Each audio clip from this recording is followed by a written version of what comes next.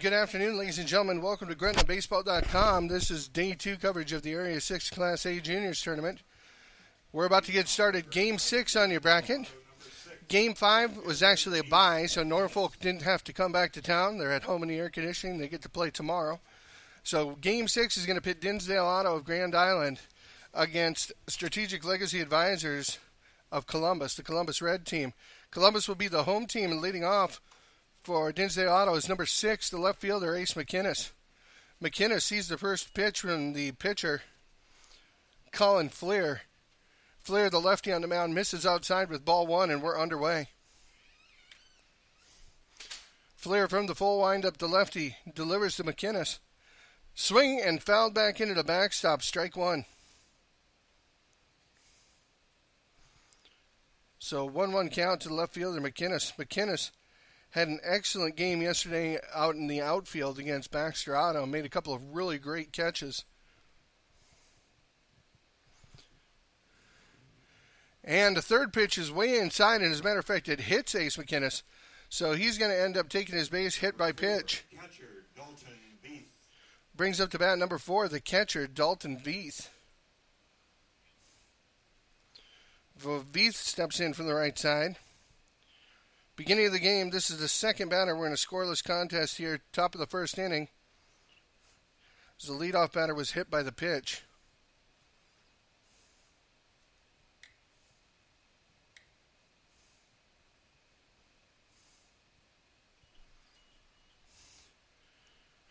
Swing and a miss on the first pitch for a strike to the batter, number 4, Dalton Veith.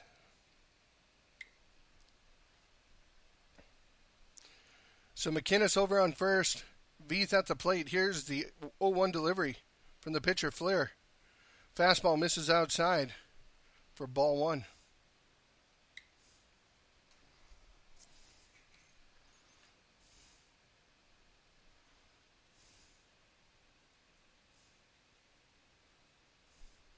Here's the 1-1 delivery. Fastball on the outside corner for strike 2. 1-2 the count to the catcher, number 4, Dalton Veith.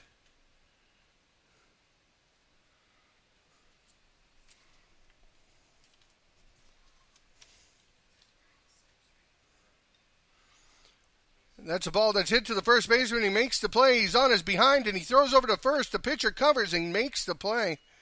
So mark it down 3-1 for the first out of the inning. On the play, McInnes advances on the fielder choice over to second. So that will bring up number 11, Nick LeDuc, coming up to the plate.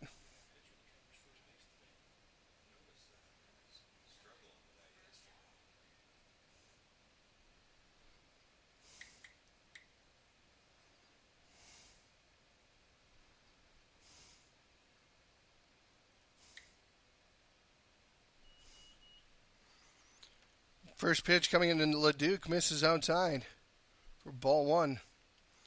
1-0 to LeDuc. Top of the first inning here. 0-0 score. 1 out. Runner on second. And Nick LeDuc at the plate facing the pitcher, Fleer.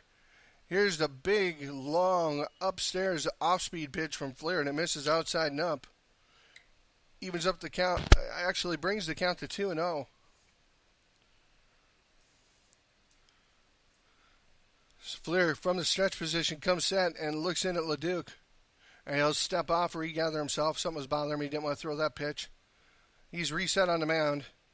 McInnes takes his lead off second. LeDuc in the box. Here's the delivery from Fleer, and it's fouled straight back to the backstop. Counts 2-1.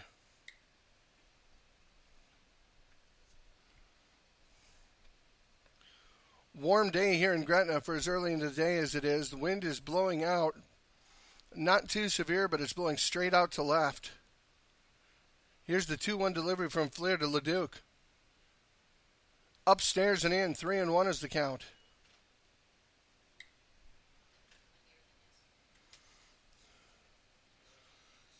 Top of the first inning here from Gretna, the first contest of the day. Game 6 on your bracket. The pitcher, Flair, comes set. Here's the delivery to Leduc. The 3-1 pitch is right down the chute, and a big swing and a miss for Leduc. That makes the count full. 3-2 count, one away, runner on second for Nick Leduc.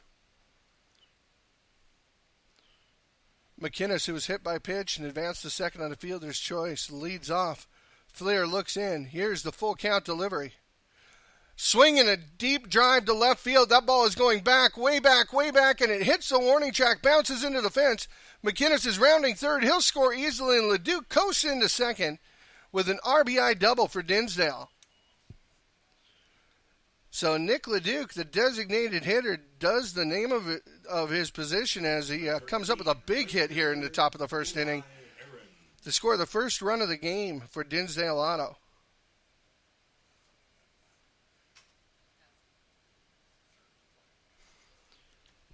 That will bring up the right fielder, number 13, Eli Ahrens, and he's in the same situation, one down and a runner on second. Leduc with a big lead at second. That's going to cause Flair to step off the rubber and looking back. Top of the first inning, already 1-0 with one out and a runner on second. As Ahrens looks in for his first pitch from Flair. Flair winds and delivers, and it's driven into shallow left center field. The right fielder is coasting under it and calls it and makes the catch. No tag at second base, so Leduc is going to stay right there, and after Ahrens pops out, there's going to be two away. Number 2, second baseman, Brayton Rivera. That'll bring up number 2, the second baseman, Brayton Rivera. So Rivera coming up to bat for the first time against Flair.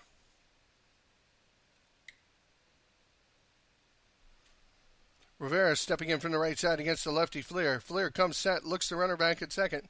Delivers to the plate. Fastball on the outside corner for strike one. 1-0 here already in the top of the first for Dinsdale, who's not wasting any time getting on the board. 0-1 count to the batter, the second baseman Rivera. The pitcher Flair comes set, looks in. Here's the delivery. Pitches outside, ball one.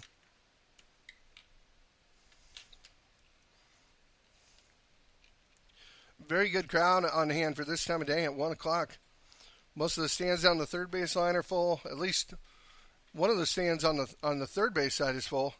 There's the next pitch, and that's a swing and a miss by Rivera.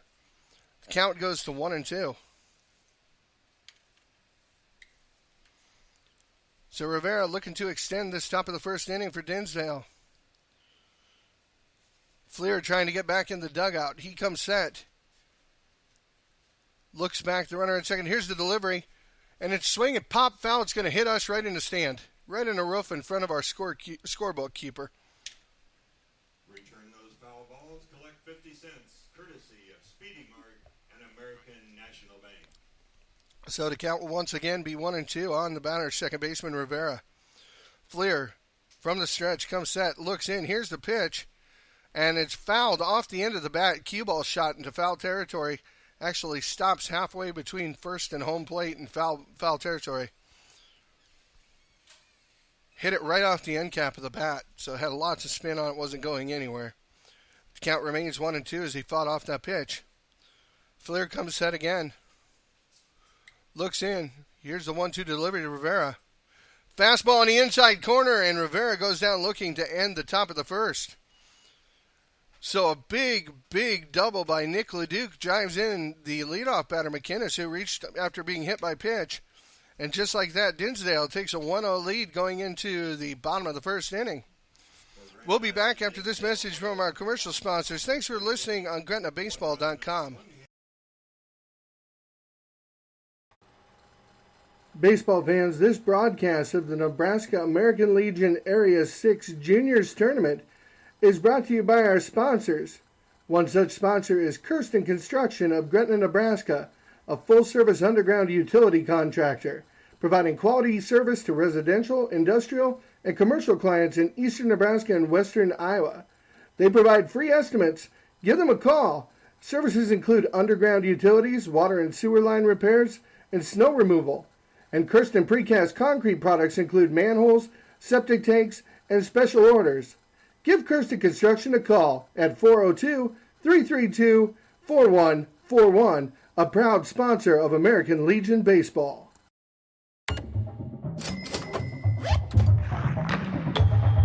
Points, cash, gear, sports. With a Dick's Scorecard, you earn points on all your purchases and get 3% back in rewards and access to exclusive deals and events. It's simple. Points lead to cash to buy gear so you can play more sports. Get your Dick's Scorecard and start earning reward certificates today. Every season starts at Dick's. And we're back for the bottom of the first inning here at Game 6 of the Area 6 Class A Juniors Tournament for Nebraska American Legion. Dinsdale Auto in the top of the first was able to push across a run. Now it's time for Strategic Legacy Advisors. First batter is going to be number 3, the third baseman, Adam Kamrath. So Kamrath will step in against the pitcher, number 12, Paris Lautenschlager. That should be fun to say today. Lautenschlager, right-handed pitcher from the windup. And there's a ball popped up behind first base, close to the foul line. The right fielder comes in and makes a great catch, great running catch coming in. Probably about 20 feet behind the edge of the lip of the infield, but he had to run a long ways and he made that catch. Great play there for out number 1. So 1 pitch, 1 out so far for Lautenschlager. You don't get much more efficient than that. Brings up to bat number 4, the shortstop, Caleb Van Dyke. And Van Dyke watches a fastball right down the middle at the waist for strike 1.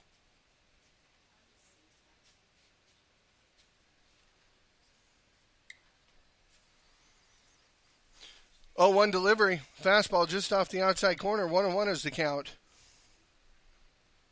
On the batter, Van Dyke. Van Dyke batting from the right side. Lautenschlager, pretty big kid out there on the mound, throwing from the right side. Comes from the full windup, and that pitch is low and inside. And it brings the ball 2. 2-1 is the count to Van Dyke. Here's the 2-1 delivery. Fastball right down the tubes. He could catch up with it. Strike 2. 2-2 the count on Caleb Van Dyke. Again, if you're just joining us, we're just in the bottom of the first inning. This is the first batter for Columbus Reds, Strategic Legacy Advisors. This is the second batter, Van Dyke. And Van Dyke takes the 2-2 pitch in the dirt for ball 3. So full count to the batter, shortstop, Caleb Van Dyke. Lautenschlager from the full windup. Here's the full count delivery right down the middle of the plate. Ground ball to third. Third baseman backhands it. It's going to bounce. The first baseman doesn't quite scoop it. The runner's going to turn, and the first baseman has it, makes the throw to second. And he's going to tag him out, trying to stretch. So Van Dyke saw that the ball popped away from the first baseman, but the first baseman blocked a bunch of it. So the ball didn't have a lot of momentum, only rolled about 10 feet away from first. At that point, Van Dyke had already rounded, heading towards second. And Van Dyke was kind of caught in no man's land and got thrown out by the first baseman. So it's going to be marked as an error reaching on an error on the third baseman. And then he's put out 3-6, I believe it was, 3-6. Batter is number 11, Colin Fleer, the pitcher. Fleer sees the first pitch for a ball, and now second pitch, wasting no time, Lautenschlager comes in and is fouled back to the backstop. Counts even at 1-1.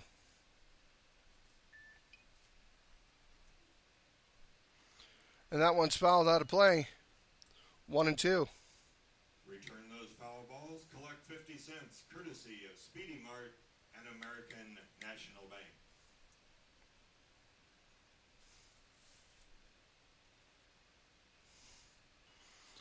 1-2 offering from Lautenschlager, misses outside to Fleer.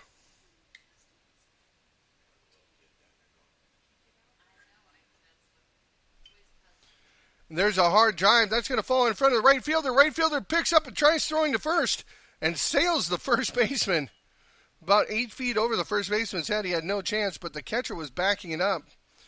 So Fleer will reach on the base hit, but he's going to have to stay at first. Number 9, center fielder, Kobe Pelk. So it brings up to bat number 9, center fielder Kobe Pelk, the cleanup hitter for Columbus Red. So Fleer on first, 2 down here in the bottom of the first inning. Dinsdale leading 1-0. The first pitch that Pelk sees is fouled back to the backstop for strike 1. Again, this is Game 6 of the district tournament. We're only in the bottom of the first inning with the score 1-0 Dinsdale. 0-1 count to the batter Kobe Pelk. The pitcher Lautenschlager from the stretch looks the runner at first. Comes set, couple nods, and here's the pitch to the plate. And it's a hard ground ball driven right past the third baseman. Instead of getting in front of it, he just swiped down at it. Play that he probably should have made. Official scorekeeper, what do you have on that? Okay, we're going to call it a hit because he did have to move quite a bit for him.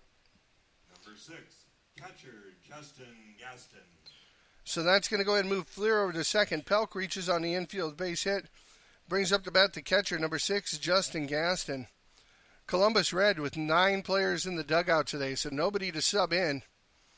So they need to make sure they stay hydrated, keep themselves in shape to finish this game. Lautenschlager comes set. Here's the first pitch to Gaston. And it's a fastball down the tube, swing and a miss, strike 1.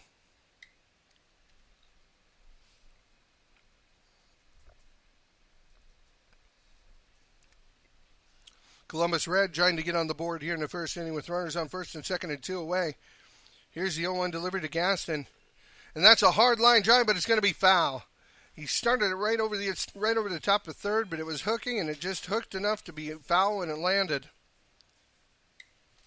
And quickly, Gaston's in the hole, 0-2.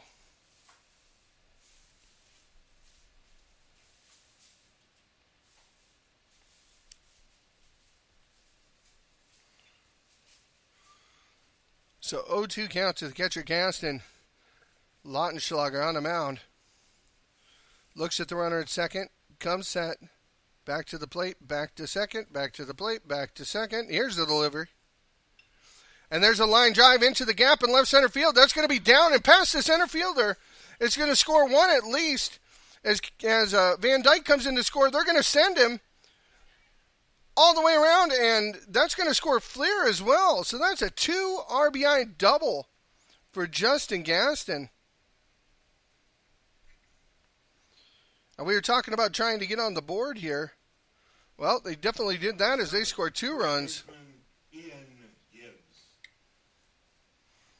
So a good piece of hitting by Justin Gaston. Hit a line drive. Or not really a line drive, but definitely wasn't a pop fly. A good drive into the left center field gap. And it ended up, the center fielder was trying to get in front of it to cut it off, and it rolled right past him, scoring both the runners. Now up to bat is number 7, the first baseman, Ian Gibbs. And the first pitch he sees from Lautenschlager is low and inside for ball 1.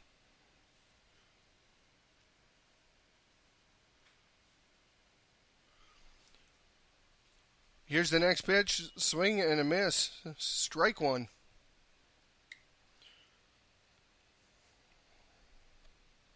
So 1-1 is the count to the batter, Gibbs.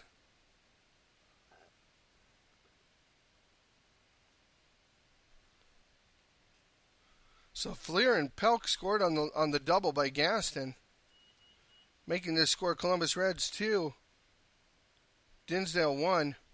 Next pitch to Gaston is a swing and a miss for strike 2. 1-2 count. To Gibbs. 1-2 count to Gibbs. Here's the pitch from Lautenschlager. Swing and a miss, and that's strike 3.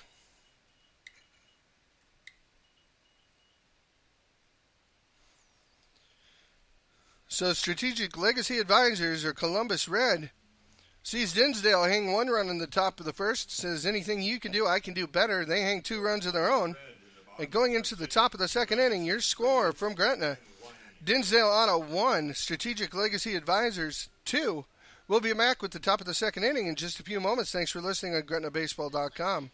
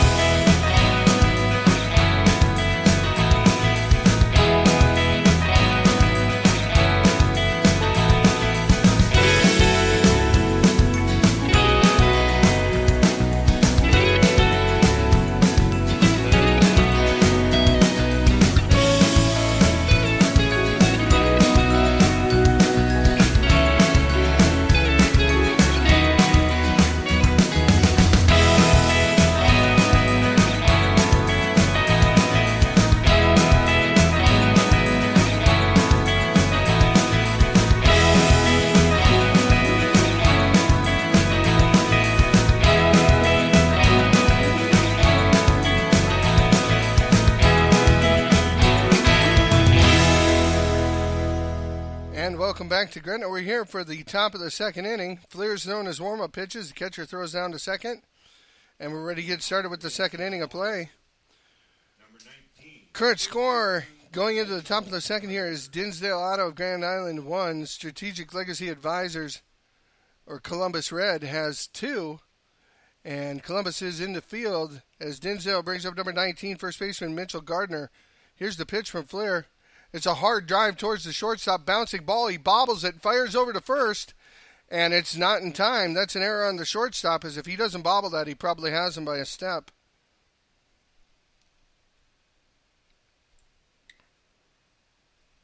Number 8, third baseman Trevor Johnson. So Gardner reaches on the error, brings up to bat number 8, the third baseman Trevor Johnson. Johnson's first attempt hitting against Fleer. Fleer from the stretch, the lefty comes set, looks over at first, delivers to the plate. Swing and a miss, strike one.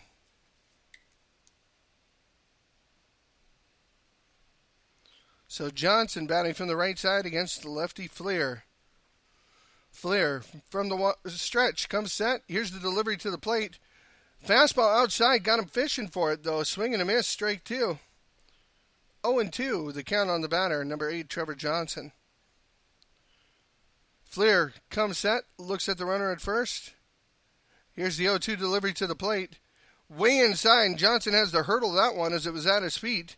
Ball goes to the backstop, and that's going to advance Gardner up to second on the pass ball. Or scratch that, not a pass ball where that ball was thrown. That's a wild pitch. So outside of the catcher's frame. This count goes to 1-2.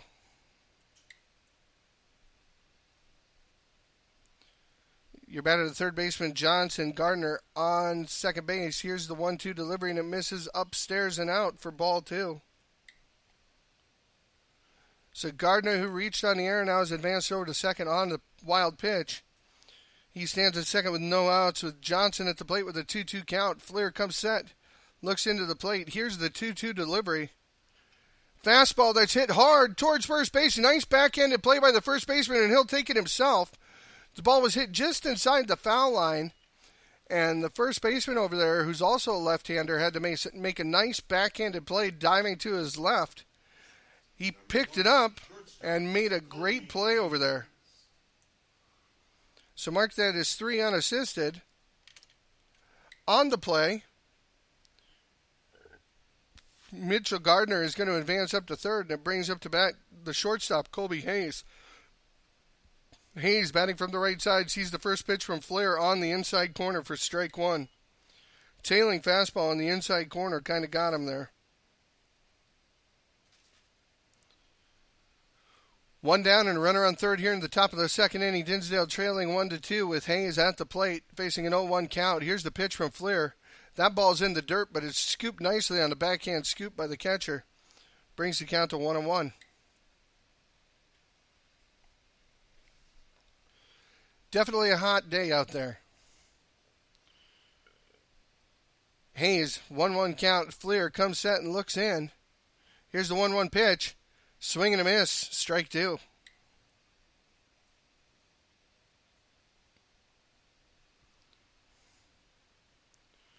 So Hayes, trying to knock in Gardner to tie this ball game up, is now down 1-2. The pitcher, Fleer, comes set.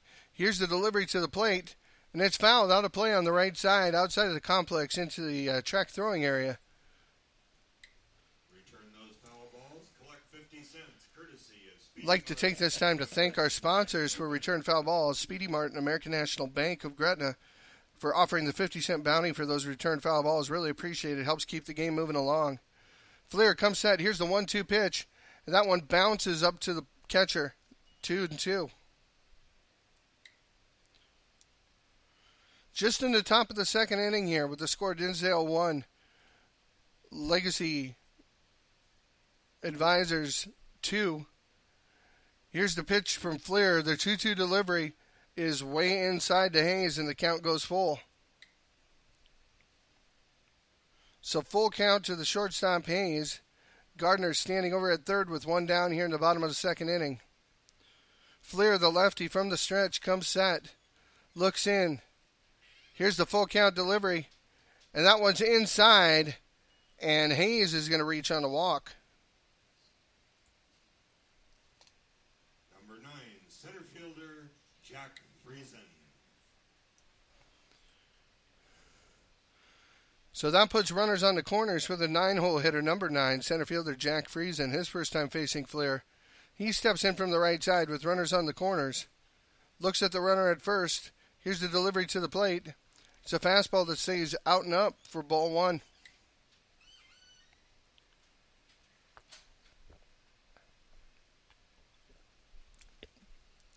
So Dinsdale scored 1 in the top of the first. Columbus Red came back and scored 2 in the bottom of the first. And now Dinsdale threatening with 1 out here in the top of the second. 1-0 pitch from Fleer, misses outside on Friesen. 2-0. Friesen steps in. Fleer looks at both runners, comes set. Here's the delivery. 2-0 pitch is a fastball on the inside corner. The catcher faked the throw to second through to third, but the third baseman didn't look like he was ready as he didn't move and he was off the base. Otherwise, they might have caught the runner at third who was kind of sleeping. The pitch was a called strike, so we have a 2-1 count, and now runners on second and third for Dinsdale with 1 away.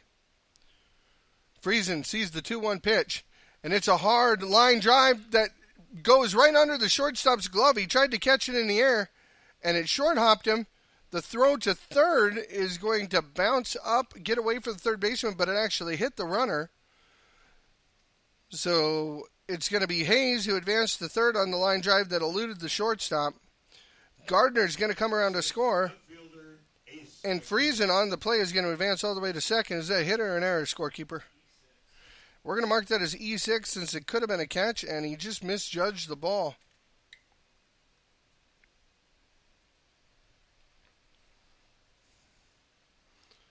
So that brings up Ace McInnes. McInnes was hit by the pitch his first time bat. And he takes ball 1.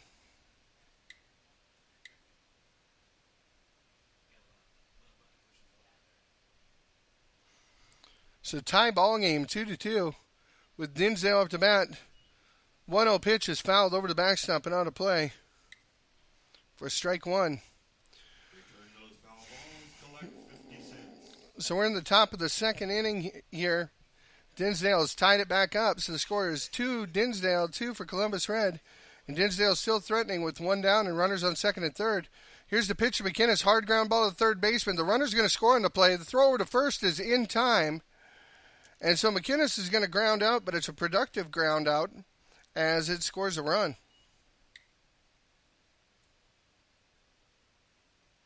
Number 4, catcher Dalton Beath.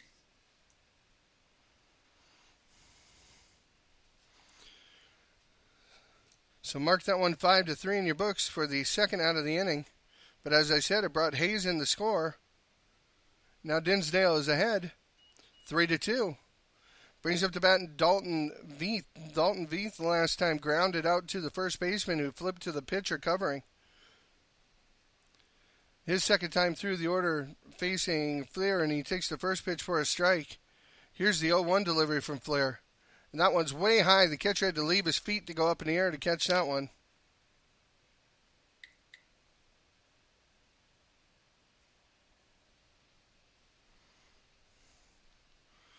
So 1-1 to count to the catcher, Veith. Here's the 1-1 delivery. Fastball down the tube, swing and a miss. Strike 2. So 1-2 count on Veith.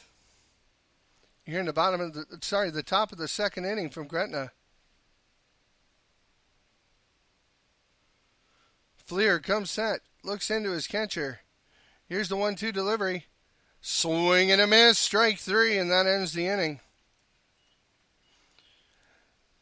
So Dinsdale goes down at the top of the third inning, but not before scoring 2 more runs and retaking the lead.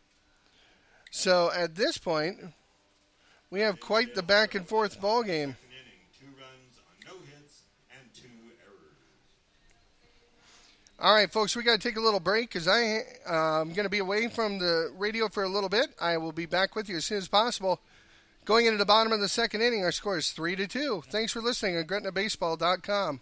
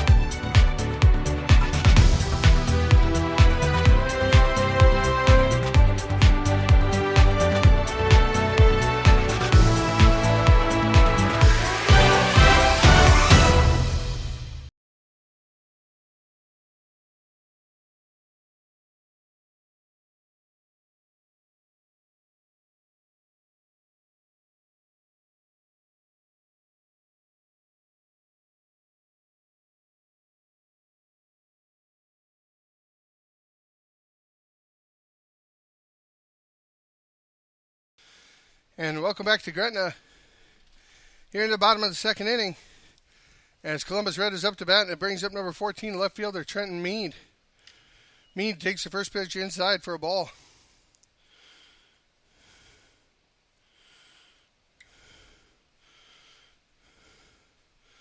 One 0 delivery to Mead. Bounces up to the catcher, 2-0.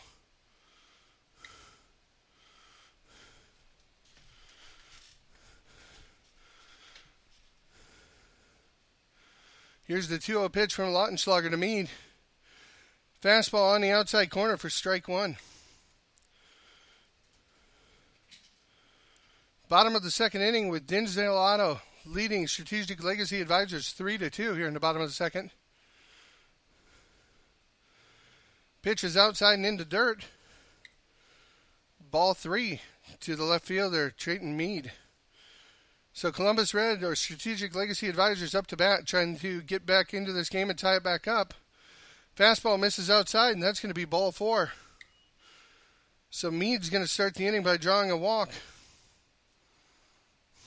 Number 12, right fielder, Jackson Peabody. Brings up to bat the right fielder, number 12, Jackson Peabody, for his first time against the pitcher, Lautenschlager.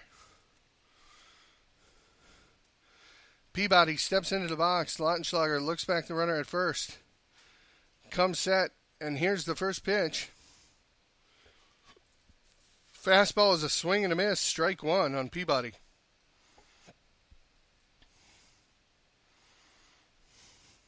Peabody out of the box, getting signs from the coach down at third. Mead gets his lead. Pretty good sized lead. Lautenschlager looks him back. Comes set. Pickoff attempt. To me, it looked like he came off the front of the mound to fake to third, but he must have come off the back as the umpire was looking right at it. So no throw over the first, no harm, no foul. Peabody steps in. Here's the 0-1 delivery. Is a bunt attempt, and he missed it. The runner's hung up between second and first. He tries breaking for second, and he's going to make it as the throw from the first baseman bounced up to the shortstop, and he lost the handle. So Mead gets credit for a stolen base on the missed bunt attempt by Peabody.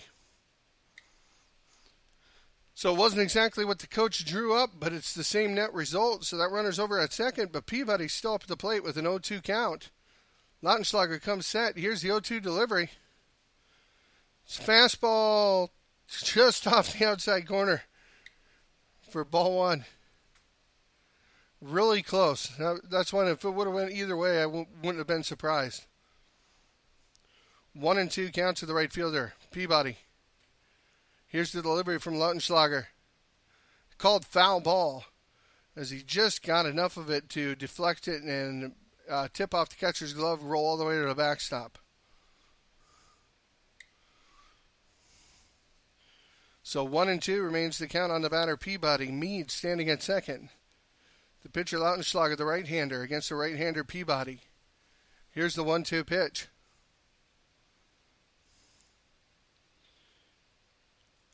Off-speed pitch that stays inside, 2-2.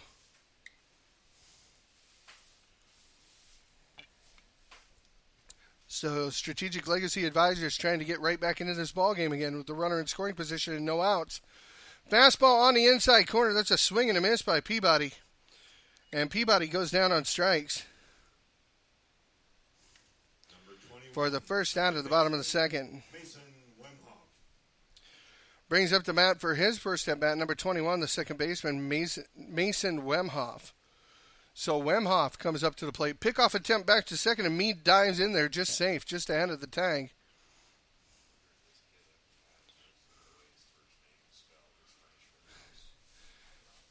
So Wemhoff steps into the box, the right-handed batter against the right-hander, Lautenschlager. And that pitch is really tight. He had to lean back to keep from getting hit in the jersey. Ball one.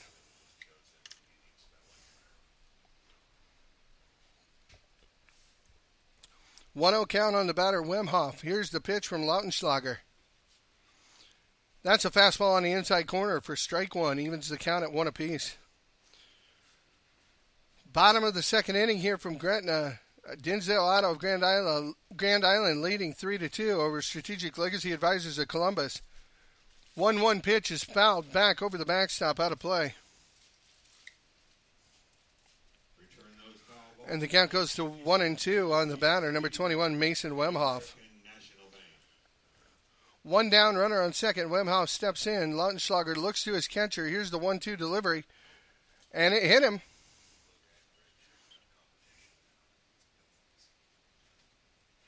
So Wemhoff's going to go down to first on the hit by pitch. Number 3, third baseman Adam Camrath. Brings back up to bat number 3, the third baseman, Adam Camrath.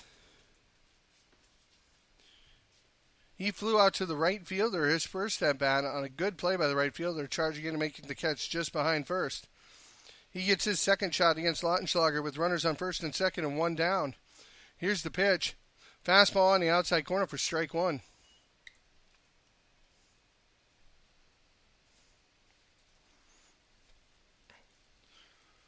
One away here in the bottom of the second. As Strategic Legacy, his advisor, is trying to get something going. Next pitch is low and in the dirt, but he fishes after it. Swing and a miss, 0-2. So Camrath in a hole, 0-2 against the pitcher, Lautenschlager. Lautenschlager comes set. Runners at first and second get their leads. He looks into the plate. Here's the 0-2 delivery. And it's a ground ball hit to the shortstop. Flips it over to second for out number one. Throw across to first. And they got him! Double play, 6-4-3 to end the inning. So a good turn up the middle there. It was a crisp ground ball to the shortstop. He was close enough to second, just an underhand flip. And on the turn wasn't real fast, but the throw was a good, strong throw by the second baseman. And it was a bang-bang play at first, but the umpire said he's out. And that's the only person's opinion that matters. Going into the top of the third, your score is Dinsdale Auto 3, Strategic Legacy Advisors 2. We'll be back in a little bit. Thanks for listening on GretnaBaseball.com. Baseball fans, this broadcast of the Nebraska American Legion Area 6 Juniors Tournament is brought to you by our sponsors. One such sponsor is Kirsten Construction of Gretna, Nebraska, a full-service underground utility contractor, providing quality service to residential, industrial, and commercial clients in eastern Nebraska and western Iowa. They provide free estimates. Give them a call. Services include underground utilities, water and sewer line repairs, and snow removal. And Kirsten Precast Concrete products include manholes, septic tanks, and special orders. Give Kirsten Construction a call at 402-332-4141, a proud sponsor of American Legion Baseball.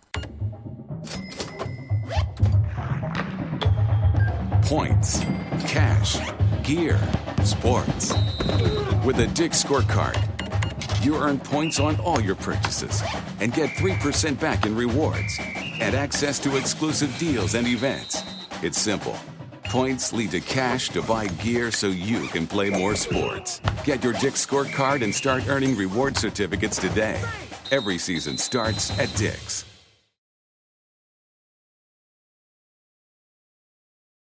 And we're back here in Gretna with the with the top of the third inning. Dinsdale leading 3-2, and Dinsdale will be at the plate. The batter is number 11, Nick Leduc, 1 for 1 on today with big 2 RBI double in the second inning. In the first inning, he had the RBI double. He takes the first pitch for a ball.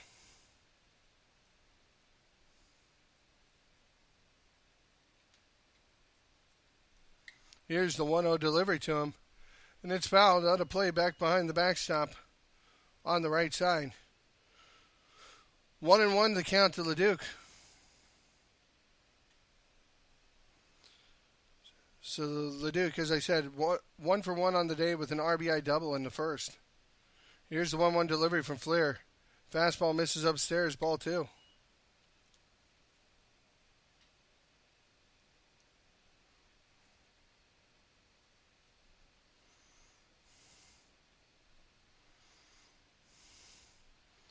Two-one delivery from Fleer. High fly ball into shallow center field. Shortstop goes back. Center fielder comes in. And the center fielder is going to make the catch out in shallow center field. So fly out to the center fielder for the first out of the inning by the designated hitter, Nick LeDuc. Brings up to bat number 13, the right fielder, Eli Ahrens.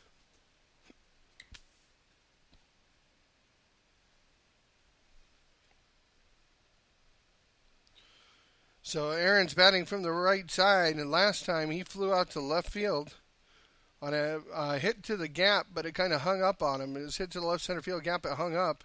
He sees the first pitch from Flair. Hard ground ball at third baseman. He scoops it, makes the throw across.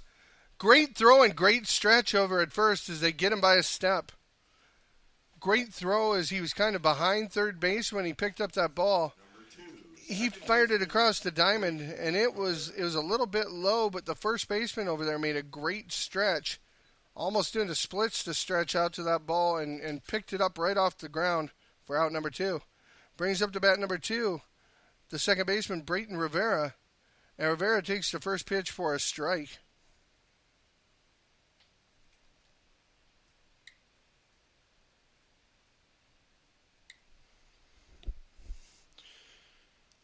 Rivera, here comes the 0-1 pitch from Flair. Down in the dirt and inside. And that's ball one. Count even at 1-1. Rivera, his first at bat in the first inning, struck out swinging to end the first inning. Gets his second chance against Flair. Here's the 1-1 pitch. That's a fastball on the inside corner for a strike. Good pitch. Started it inside of the plate, actually almost at the inside chalk of the batter's box, and tailed it back right over the inside corner. Good looking pitch. Here's the 1-2 delivery from Flair to the batter, Rivera.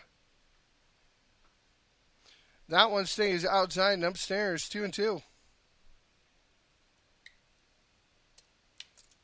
If you're just joining us, top of the third inning here from Gretna, the first game we played today, Game 6 on your bracket, and Dinsdale is ahead 3-2 over Columbus Red.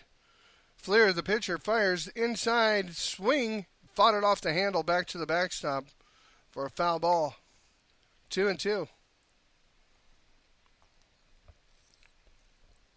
Strategic Legacy Advisors trailing by a run. They're in the field. Dinsdale is batting. The pitcher, Flair, from the full windup. Here's the 2-2 delivery to Rivera.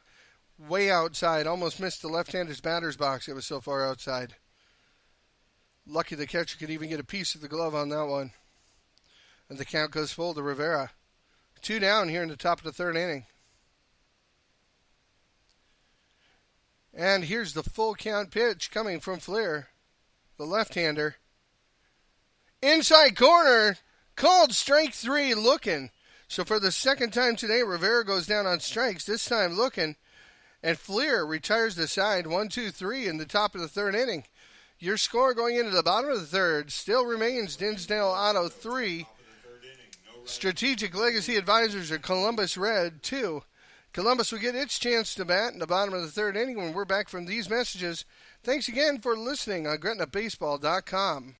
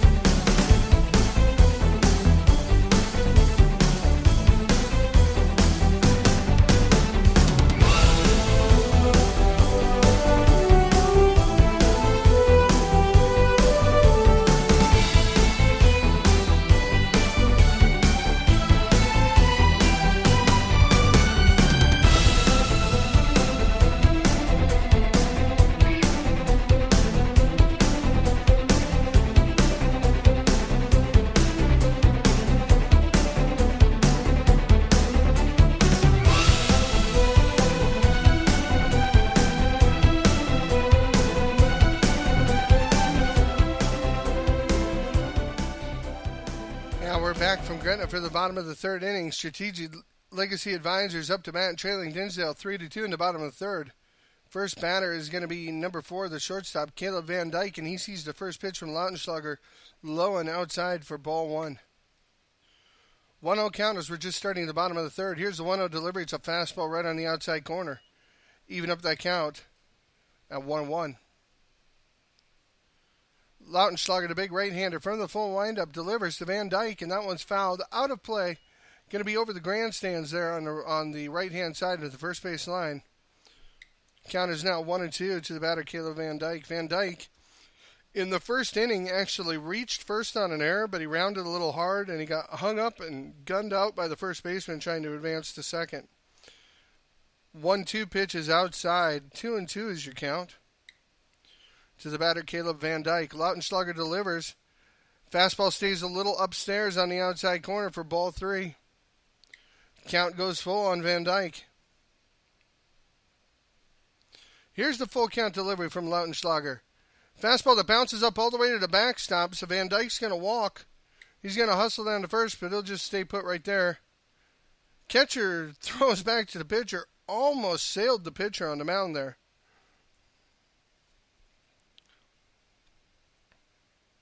Number 11, pitcher Colin Fleer. So Van Dyke with the leadoff walk reaches first base, brings up to bat the pitcher, number 11, Colin Fleer. Fleer bats from the left side. He singled last time against Lautenschlager in the first inning. Lautenschlager steps off the back of the rubber and looks over at first. No throw. Just keeping Van Dyke close. Fleer steps in from the left side, about to see the first pitch of this at-bat. Lautenschlager comes set, delivers. High fastball that's hit into center field. Shortstop and center fielder come together. The center fielder is going to make the catch easily and will hold the runner at first. So a fly out to center for Fleer, and he's retired. Number 9, center fielder Kobe Pelk. Brings up to bat the center fielder, number 9, Kobe Pelk. Pelk also had a single in the first inning. Was one of the 2 runs that scored in the first inning. One of the 2 runs on the board for Strategic Legacy Advisors. Well, we're in the bottom of the third. Strategic Legacy Advisors trailing 3-2. The runner on first and 1 down, and Pelk at the plate. Here's the first pitch from Lautenschlager. Fastball in the dirt and inside. Throw down to second as the runner is stealing. Goes past the shortstop and the second baseman. Rolls out to center, but he'll stay there at second base. So stolen base for Van Dyke. Nothing went right on that play for Dinsdale as the pitch bounced to the catcher on the inside corner. And when the catcher threw it, it was on the third base side of second. It got past the shortstop and second baseman. 1-0, the count to Pelk, now with Van Dyke on second. Swing and a miss, evens up the count.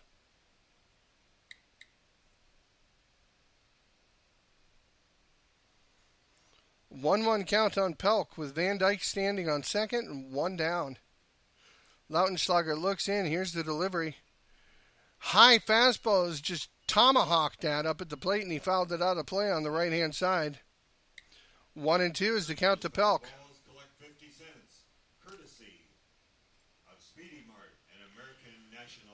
Other than being hot, beautiful day at the ballpark. Flag now blowing almost directly out to center field.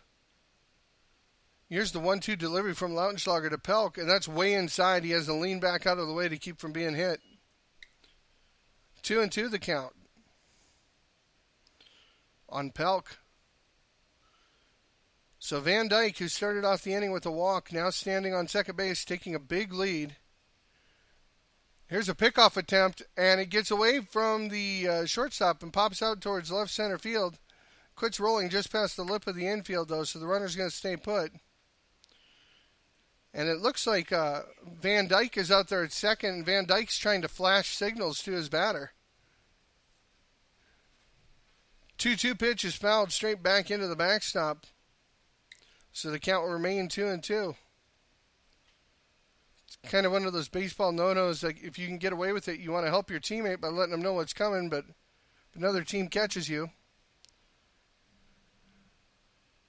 Fastball on the 2-2 pitch misses outside for ball 3. So 3-2 count on the batter Pelk. Van Dyke standing on second. The pitcher Lautenschlager comes set, looks into the plate. Here's the full count delivery.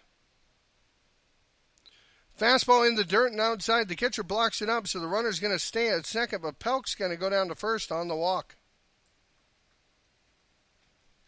Number 6, catcher Justin Gaston.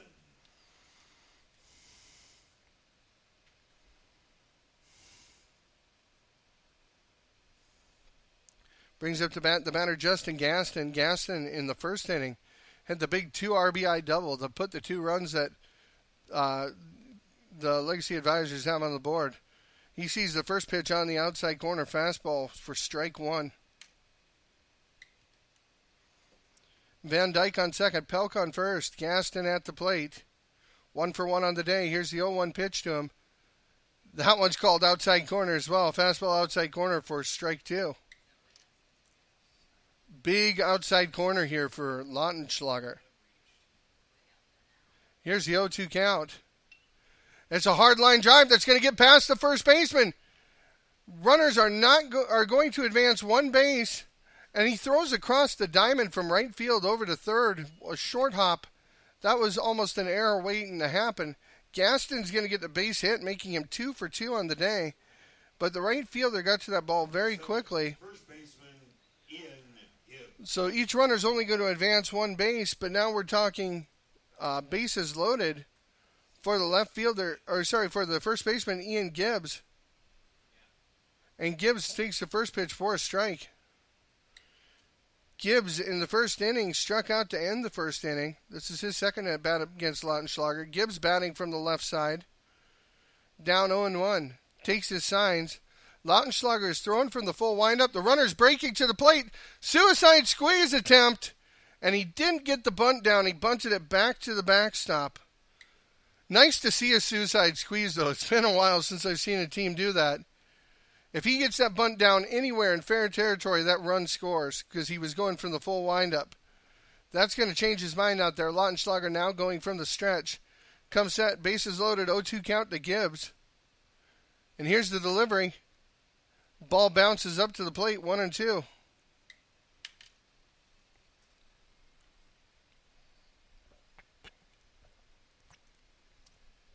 So 1-2 count, bases loaded, 1 out. Strategic Legacy Advisors trailing by a run. Pickoff attempt over to third, and third baseman wasn't on the base. So he's safe there. Lautenschlager comes set. Here's the full count the 1-2 delivery. Fastball that misses upstairs for ball 2. So Gaston didn't get the bunt down on a suicide squeeze, but he's trying to fight his way back in this at-bat. 2-2 is the count. Lautenschlager comes set and delivers. Another fastball upstairs. 3-2 is your count. So big pitch in the game here so far for Lautenschlager. Gibbs up at the plate. Base hit or a walk, scores a run. Here's the 3-2 delivery. And it's going to be a ball punched right up the middle for a base hit. The runner's going to score. And everybody's safe. The ball landed just beyond second base, directly over the top of second. And I thought they were going to be able to throw out the runner between first and second. He had to hang up there. But no, they were not able to throw him out. Everybody reached another base safe. And folks, we have a tie ball game. Lots of threes across the board as we're 3-3 here in the third inning.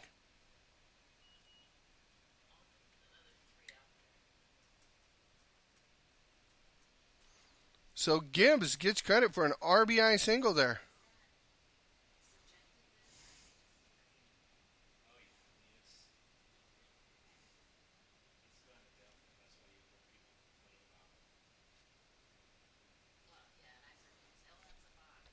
And that's going to draw a mound visit. So the coach for Dinsdale out to talk to his pitcher, Lautenschlager. And they've had a little huddle. The home plate ump is moving towards the mound to break up the discussion. And the umpire's out there, and social hour has come to an end. His coach is going to head back to his dugout. The infielders are going to return to their positions. And it brings up to bat number 14, the left fielder, Trayton Meade.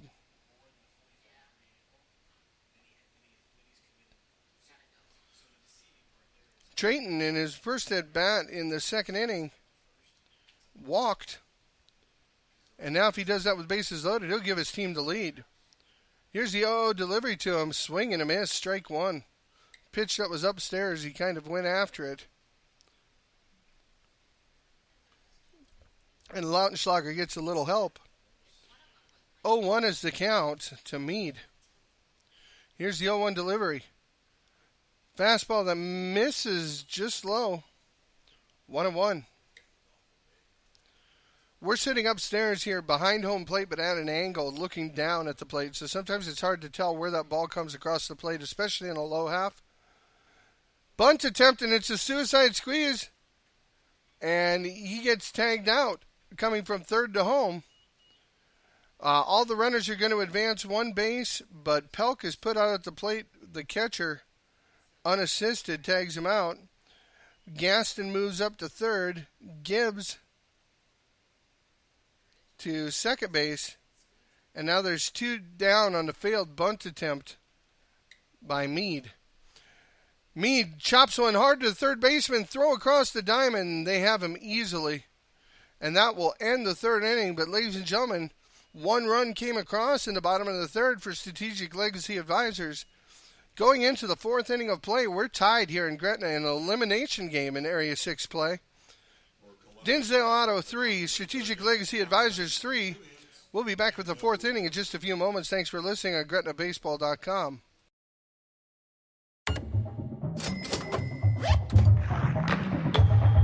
Points, cash, gear, sports. With a Dick's Scorecard, you earn points on all your purchases and get 3% back in rewards and access to exclusive deals and events. It's simple. Points lead to cash to buy gear so you can play more sports. Get your Dick's Scorecard and start earning reward certificates today. Every season starts at Dick's.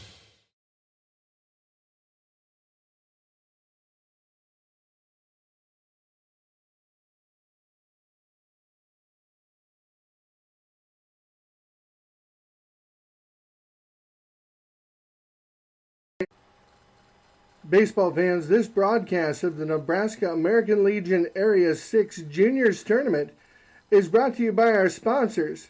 One such sponsor is Kirsten Construction of Gretna, Nebraska, a full-service underground utility contractor, providing quality service to residential, industrial, and commercial clients in eastern Nebraska and western Iowa. They provide free estimates. Give them a call. Services include underground utilities, water and sewer line repairs, and snow removal. And Kirsten Precast Concrete products include manholes, septic tanks, and special orders. Give Kirsten Construction a call at 402-332-4141, a proud sponsor of American Legion Baseball.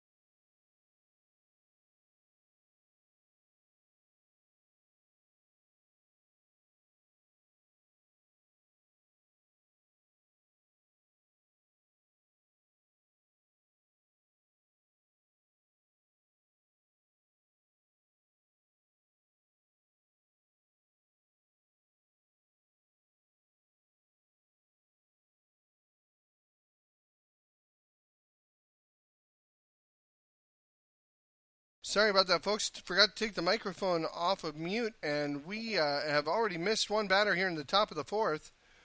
It was quick. 1 pitch, and Mitchell Gardner deposited over second base for a base hit to lead off Dinsdale's top of the 4th. Now up to bat is number 8, Trevor Johnson, the third baseman, who in the second inning, his first at-bat, grounded out unassisted to the second baseman. That ball's going to bounce up and pop off the catcher, and it's going to roll back to just behind the home plate. But Gardner's going to advance up, and Johnson has a 2-0 count. So we're caught up now. Sorry about that, folks. Forgot to turn the mute button off. So 2-0 count on Johnson.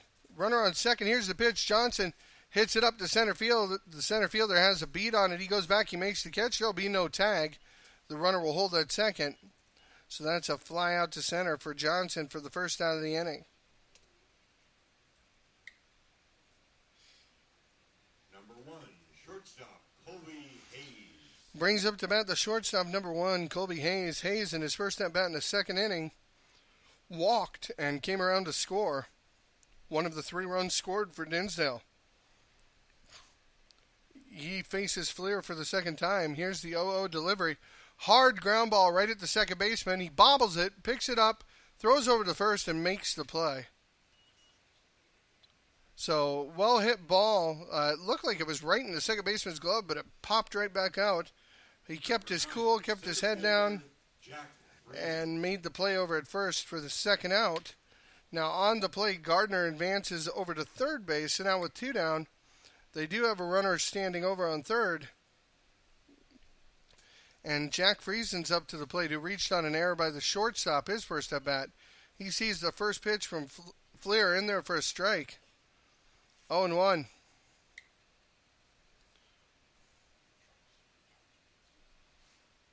Here's the 0-1 delivery from Fleer.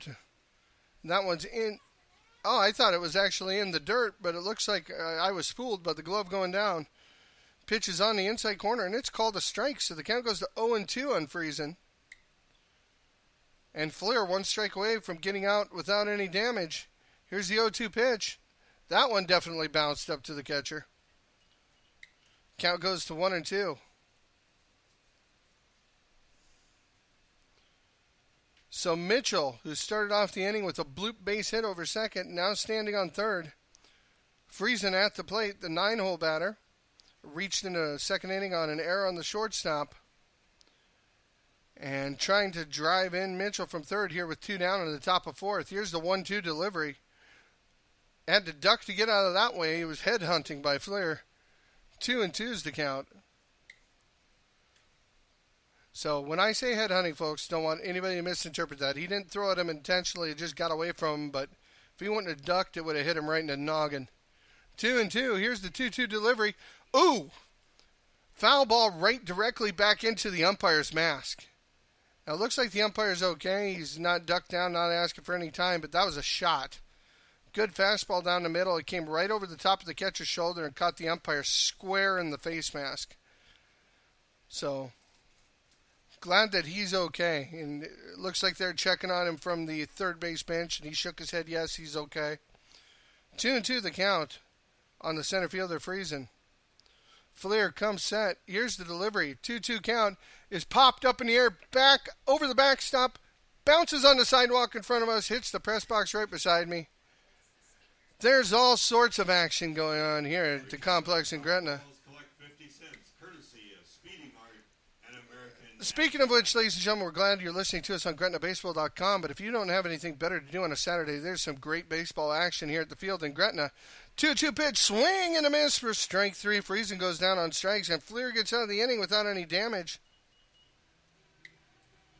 Gave up the leadoff hit, but that's going to be it. Going to the bottom of the fourth inning, your score remains 3-3. Thanks for listening on GretnaBaseball.com. We'll be back after this little break, and hey, I'll even try to hit the mute button this time so you can hear me. Thanks for listening on GretnaBaseball.com.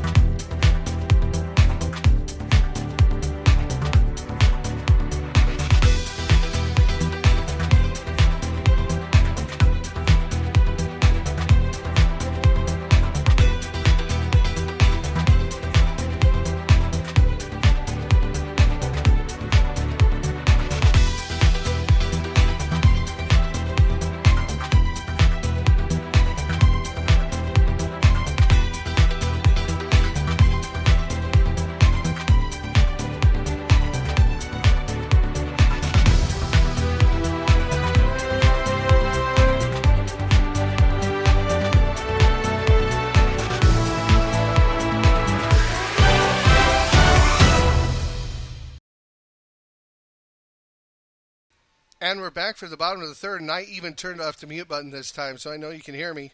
Welcome back to the ball field at Gretna. We're in the bottom of the fourth inning with a 3-3 ball game. Good competitive ball game. Columbus Strategic Legacy Advisors will be up to bat here in the bottom of the fourth, and Trayton Meade will be the leadoff batter.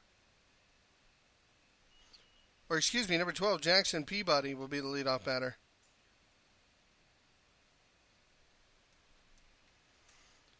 And he sees the first pitch from Lautenschlager's a ball. Second pitch is a fastball right on the outside for a strike. So we're even up at one apiece.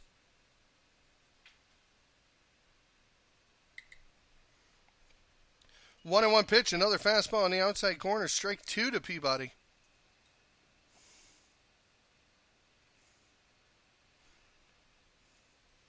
Here's the 1-2 delivery from Lautenschlager to Jackson Peabody, and this one's inside and misses everything except the umpire. Hit the umpire in the left shoulder. Count evens up at 2-2. Peabody, who struck out in his first at bat, takes the 2-2 pitch low for ball three. So full count on the right fielder, number 12, Jackson Peabody. Here's the full count pitch. Fastball right over the outside corner. He goes down looking for strike three. So Peabody's second strikeout of the game. Mason Wemhoff. Brings up to bat number 21, Mason Wemhoff. Wemhoff in the second inning was hit by a pitch, and he takes the first pitch as a strike. Here's the 0-1 delivery. Way outside for ball one.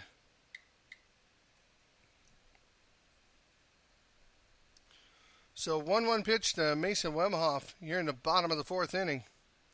Fastball on the outside corner, strike two. 1-2 to Wemhoff.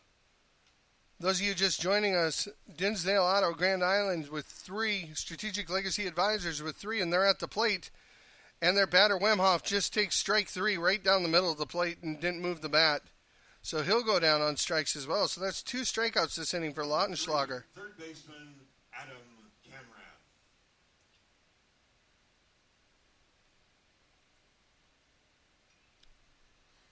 Brings up Camrath, his first at bat. He's going to foul it down the first base line. The first baseman can't quite catch up with it. Camrath, wearing the number 3 and playing third base, has flown out to the right fielder to start the game and then grounded into an inning-ending 6-4-3 double play in the second inning. Here's the 0-1 pitch to him. Fastball that misses outside for ball one.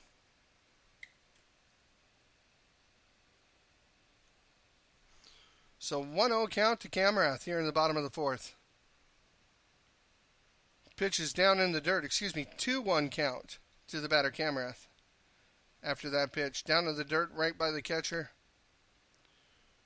So Lautenschlager from the full windup. Here's the 2-1 delivery to the batter Camrath. That one's hit in the air and into foul territory. It's going to get back just over the backstop into the safety net and through the safety net and luckily onto the tarp covering the grandstands. Here's the 2-2 pitch, and that one's hit off the handle into fair territory. The first baseman comes on, and he'll make the catch. So Camrath flies out to the first baseman. Good inning for Lautenschlager on the mound as he strikes out the first two and gets the third to fly out to first. We're still tied going into the top of the fifth. Thanks for listening on GretnaBaseball.com. We'll be back with fifth inning action. Baseball fans, this broadcast of the Nebraska American Legion Area 6 Juniors Tournament is brought to you by our sponsors.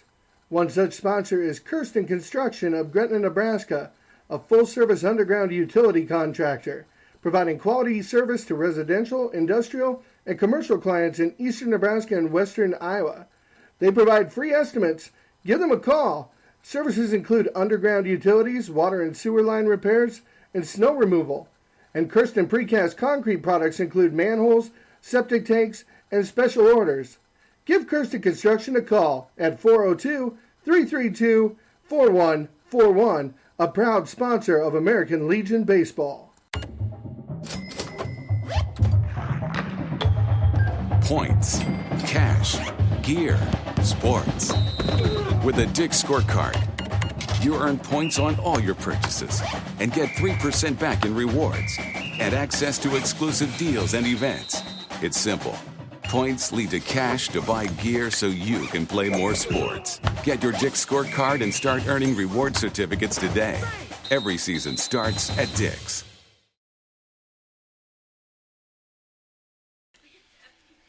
And we're back here in Gretna with the top of the fifth inning.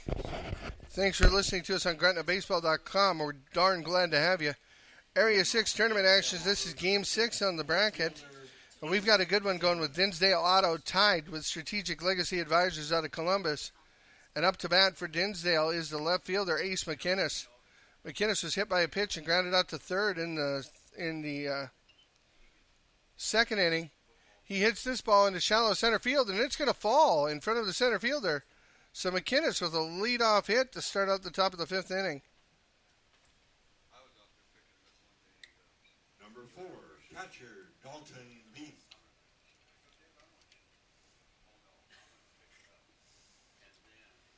Brings up to bat number 4, the catcher Dalton Beath. Beath is grounded out to the first baseman and struck out so far in the game. Now with the runner on first, he comes up to bat and he takes the first pitch, a fastball in the outside corner, snap back throw to first. And McInnes is able to dive in safely at first, but 0-1's the count on Beath.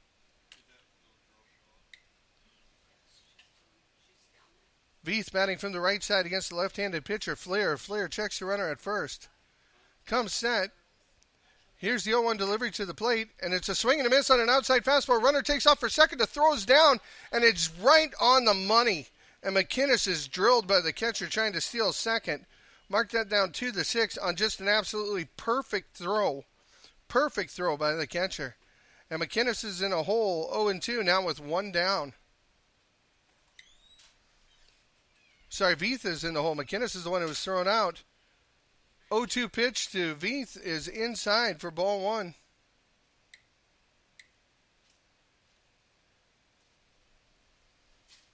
Fleer comes set. Here's the 1-2 pitch. It's hit into left field, and it's hit well. The left fielder has a beat on it. He camps underneath it, reaches up, and makes the catch for out number 2.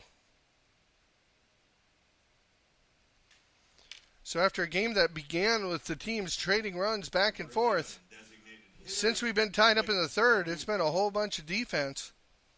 It brings up to bat the designated hitter, Nick LeDuc. LeDuc started the scoring in the first inning with an RBI double, but when he came up to bat in the third, he flew out to the center fielder. He sees his first pitch from Fleer is way up and outside for ball 1.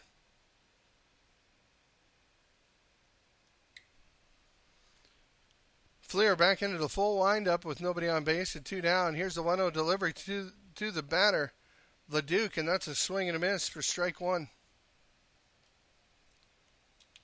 So 1-1 count. Ball game is tied 3-3 here in the top of the fifth inning.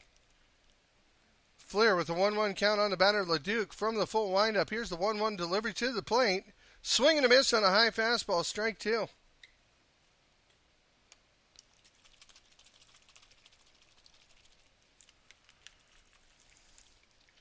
So Fleer now at 75 pitches in the ballgame by my count. Comes set on the mound. Here's the 1-2 pitch to LeDuc. Inside corner, got him looking, ring him up. That is strike 3, and he's out of the inning, gets the side retired in order. We're going to go to the bottom of the fifth inning. It's going to be Columbus's turn to try to do some damage. Thanks for listening on GretnaBaseball.com. We'll be back in just a bit.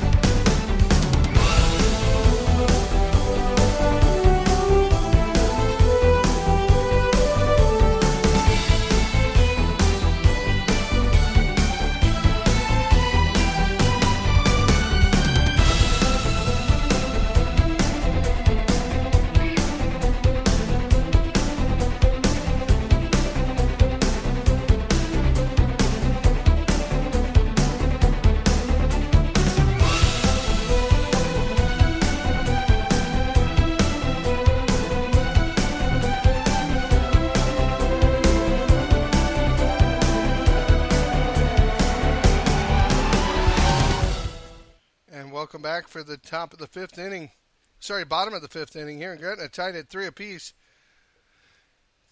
Legacy Advisors up to bat, and the first batter is going to be Eli Aarons, the right fielder, and he punches one in the hole between the third baseman and shortstop. Shortstop had a chance on it, but it took a really bad hop on him. I'm guessing that's going to be scored an infield hit, and that's an infield hit for Aarons. So Aarons with the leadoff signal against Lautenschlager, who's now at 80 pitches. Lautenschlager checks the runner. Comes set. And here's the delivery to the batter, number 2, Brayton Rivera. Ball is low and into the dirt. Ball 1.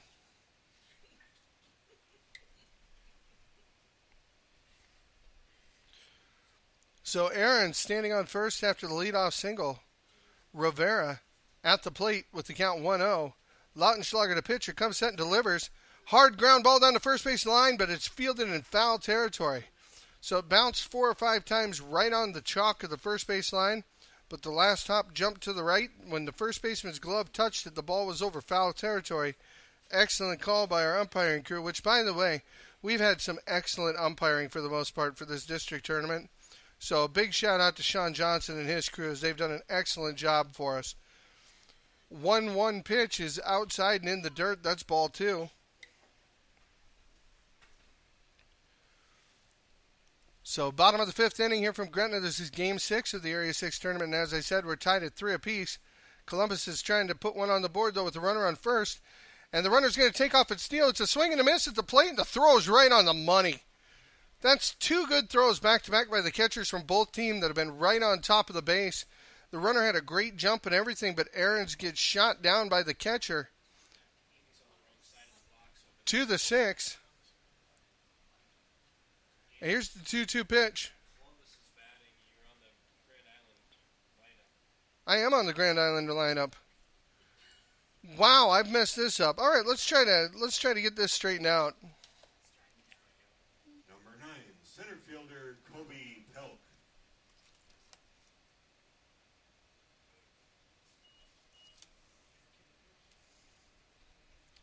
So number 9, Kobe Pelk is actually up to bat. And there's 2 down here. And the count is 1-1 for Pelk.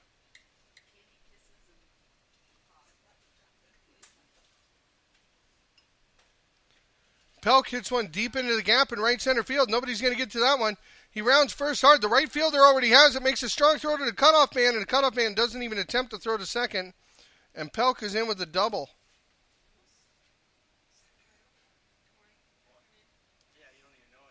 So now it's a bad sign that Van Dyke was thrown out there trying to steal bases. He'd easily be on third right now.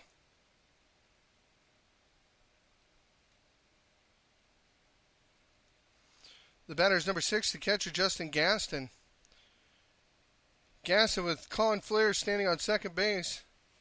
With Pelk standing on second base. Gaston sees the first pitch and punches up the middle. The pitcher tips it. Second baseman still gloves it, makes a throw to first. And he hangs on the base, so they get the play. Mark it down 1 to 4 to 3 in your book is how Gaston is put out. So no damage is done except to my scorebook. And we'll try to catch up with everything that actually happened here in the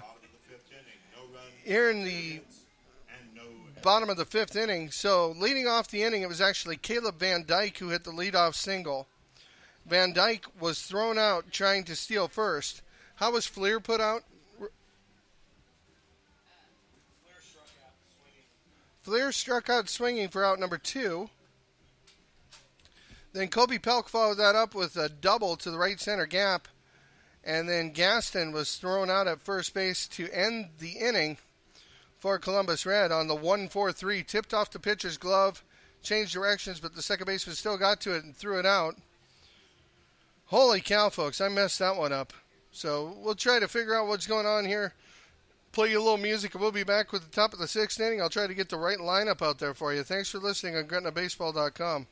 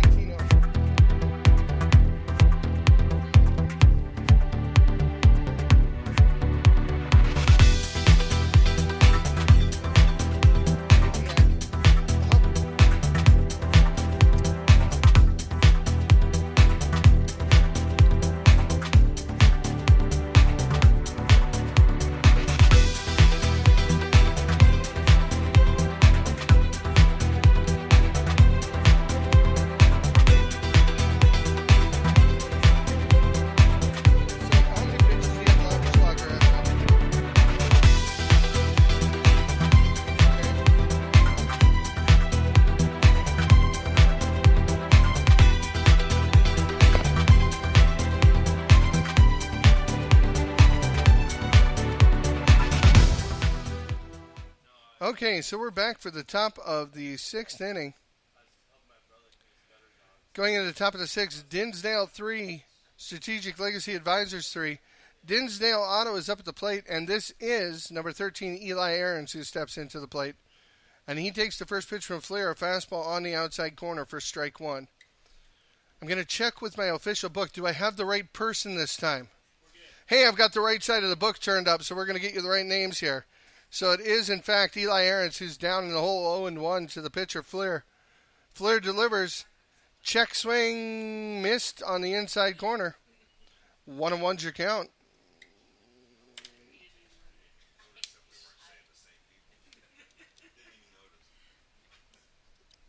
Here's the 1-1 delivery.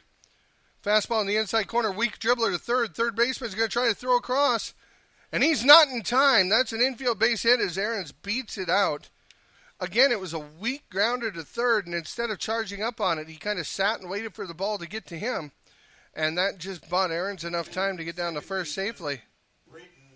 So an infield hit for Aarons to lead off the top of the 6th inning.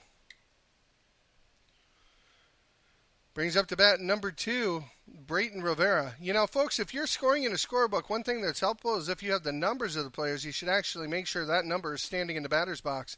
Rivera hits one out into center field. Center fielder comes on, tries to make a sliding catch, but he misses it. That's a base hit. Great attempt by the center fielder. But a base hit for Rivera. That's going to move Aarons up to second. And Dinsdale's got something going here in the top of the 6th. With runners on first and second, no outs. It brings up to bat number 19, the first baseman, Mitchell Gardner. Gardner reached on an error and a base hit. He's 1 for 2 on the day. And now a chance with runners on first and second at the top of the 6th. Tie ball game. He slaps one high in the air up beyond shortstop. Almost a collision out there in shallow left center field.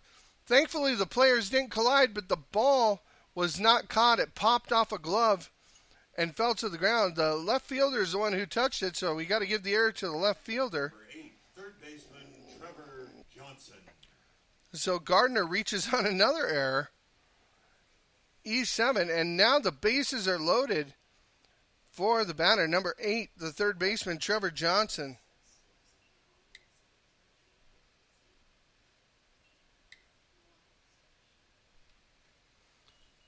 And the first pitch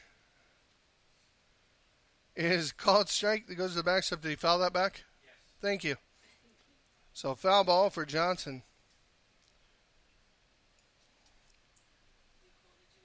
0-1 count, bases loaded on the inside corner for strike 2. So Fleer in a whole bunch of trouble here in the top of the 6th inning. Dinsdale trying to put some more runs on the board. 0-2 count to the batter, Johnson. And he strikes out swinging on a fastball out off the plate. So that's out number 1.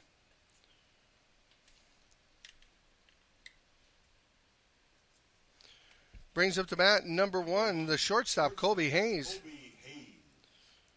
And Hayes, so far this game, has walked and grounded out to the second baseman, so he's 0 for 1 on the day.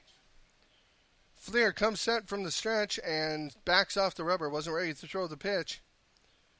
He'll get back on. He looks in for his signs from his catcher. Bases loaded here for the batter, Hayes. Here's the first pitch of the at-bat. Fastball that's upstairs, ball 1.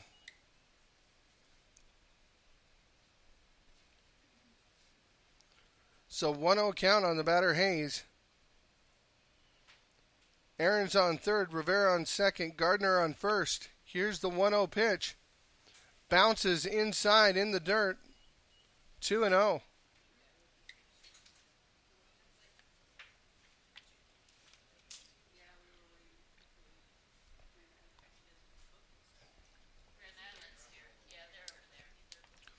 So 2-0 count to the batter, Colby Hayes. Here's the delivery from Flair. And that one hits him. It's an RBI hit by pitch, as that will score a run for Dinsdale Auto.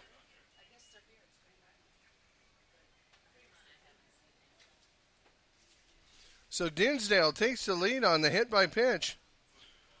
4-3. Number 9, center fielder Jack Friesen. And that's going to draw a visit to the mound.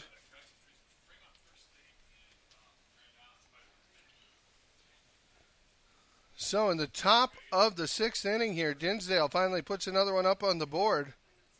And they are now leading Strategic Legacy Advisors by a score of 4-3. With only one down and the bases still loaded.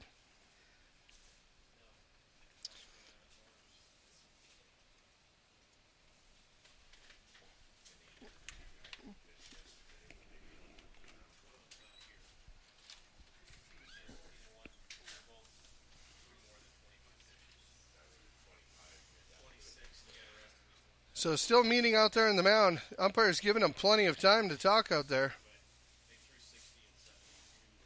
And as I said, kind of a unique situation for Strategic Legacy Advisors today, as they have 9 total players on their bench. So everybody's out there on the field. There's no substitutions. So any switching they do will just be position switches. But it looks like after the conversation, Fleer is going to stay in. I have him right now at 87 pitches in the game, but I'll verify that with our scorekeeper between innings. So one down, bases loaded for the batter, Friesen. Friesen reached out an error at shortstop and struck out swinging in the, looks like the 4th inning. And he swings and misses at the first offering, an outside pitch. 0-1's the count. Fleer comes set. Here's the delivery on 0-1. In the dirt, inside, ball 1. 1-1 is your count.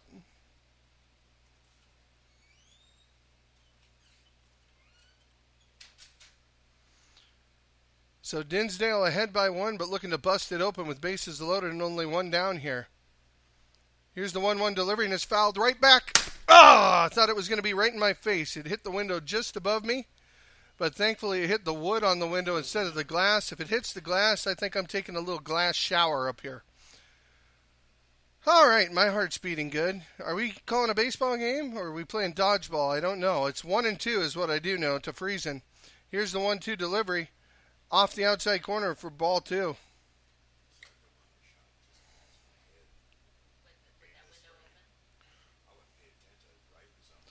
Literally, folks, that ball about ended up in my lap. My heart was about stopped there. 2-2 pitch to Friesen. And it misses upstairs and outside. And now Fleer's in a jam as we've got a full count with bases loaded and 1 down in the top of the 6th.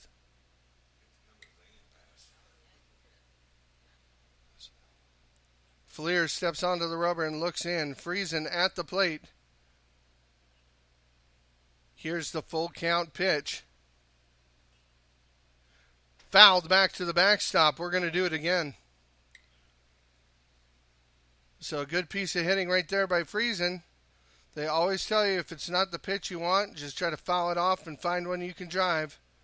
That's what he did with that pitch. Although that looked like a pitch he probably might have been able to drive. He just missed it. Full count again. Here we go. And it misses inside for ball 4. That's going to walk in another run.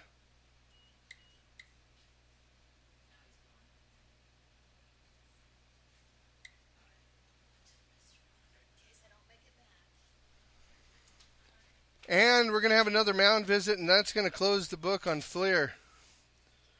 Fleer did a pretty good job. I have a 95 pitches total for the game. But this last inning, he started having some control problems, and that has resulted in 2 big runs for Dinsdale Auto that's now put them up by 2 in this contest. Now, just a reminder, this is an elimination game. Both of these teams lost in their first contest. So this is a game you have to have, or you go home, your tournament's over. So we're going to have some switches. Looks like number 4, Van Dyke, is going to come into pitch. Number 4, Caleb Van Dyke.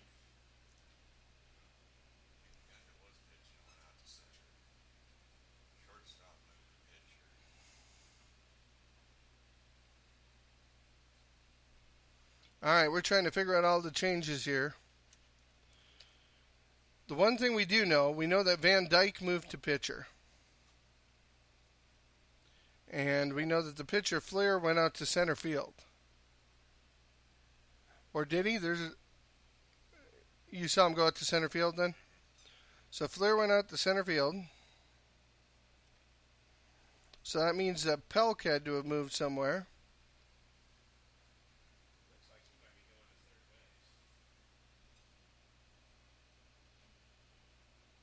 third base. Then my question is, who went to shortstop? I'm going to guess Camrath. That's just a guess.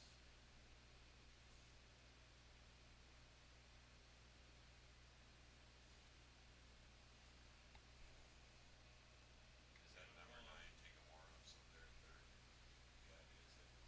9. So that was the center fielder. So the center fielder came into third, and third baseman moved over to short. Okay, so I think we got it straightened out. Here's what I know. Here's what I think I know. What I know is that Van Dyke came in from shortstop, and he's going to be the new pitcher. Fleer, who is pitching, moved out to center. Pelk, who is playing in center field, moved to third base, and the third baseman, Camrath, moved to shortstop. And here's the first pitch from the pitcher, Van Dyke, and it's in there for a strike.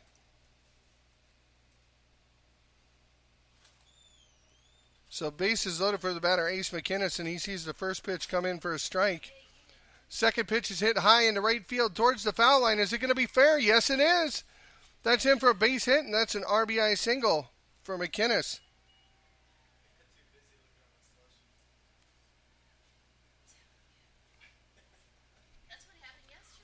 So the third run has come across for Dinsdale Auto here in the top of the sixth inning. And they've still got something going. Only one down here in the top of the sixth. Bases loaded. Here's the pitch to the batter, Veith. And Veith hammers one. Just foul on the third base line. The runner at third happens to be Colby Hayes. Had to hop over that one in foul territory to keep from getting hit. Now, just a reminder, if that ball would have hit him in foul territory, it's just a dead ball. If he's in fair territory, he's out, of course. Here's the 0-1 pitch, and that one skips up to the catcher, 1-1.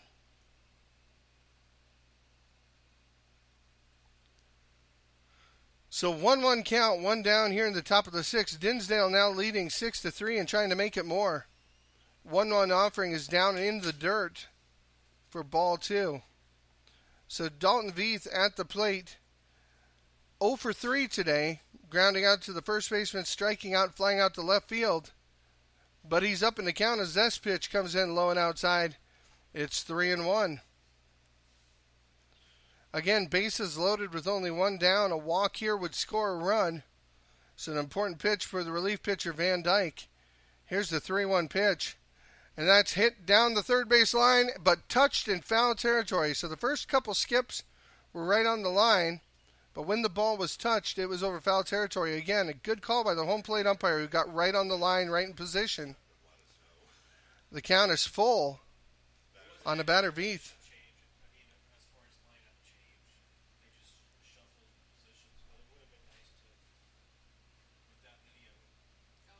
Here's the 3-2 count. Ground ball hit to the shortstop who's playing in. He fires to the plate. That's a force out, and they get the runner. So they keep the run from scoring. So that's a great play there.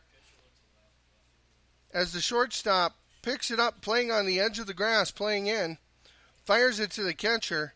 So that's 6-2 there to get Hayes out.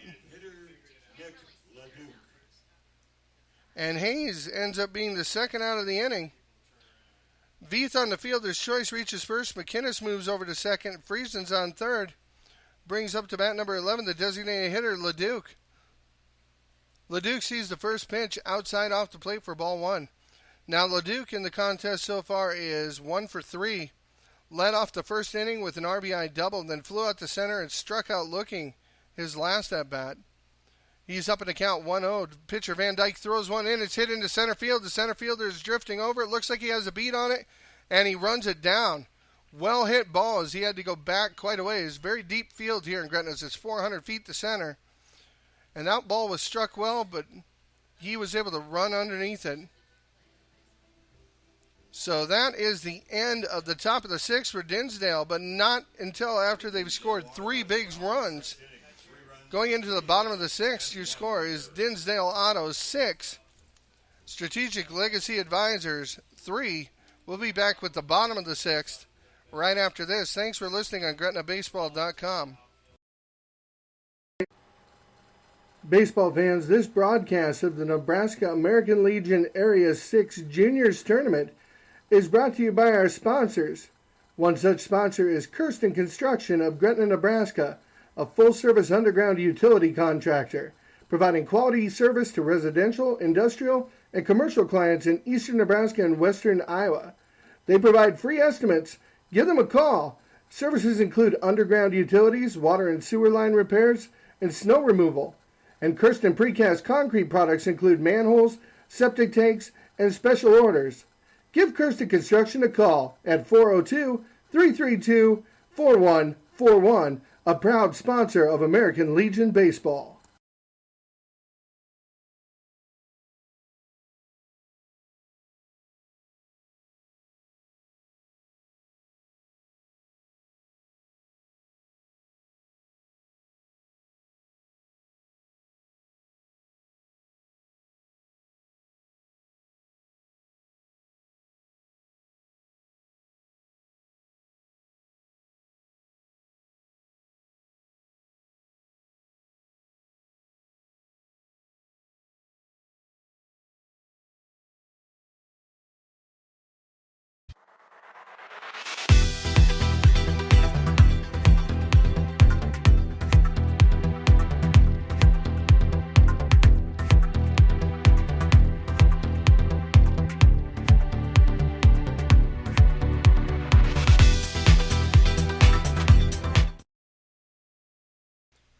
So we're back in the bottom of the sixth inning as your batter is number 7, Ian Gibbs.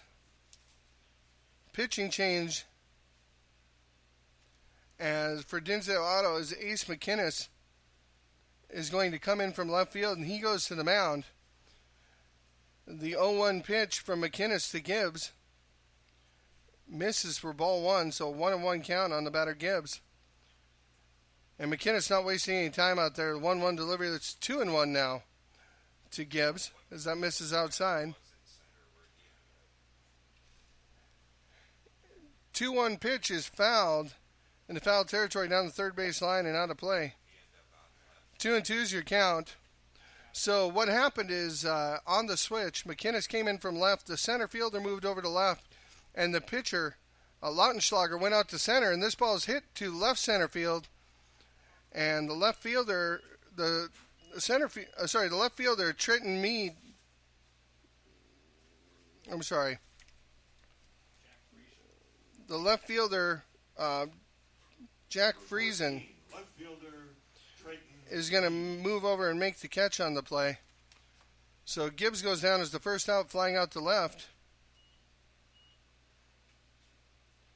1 down for Strategic Legacy Advisors here in the bottom of the sixth.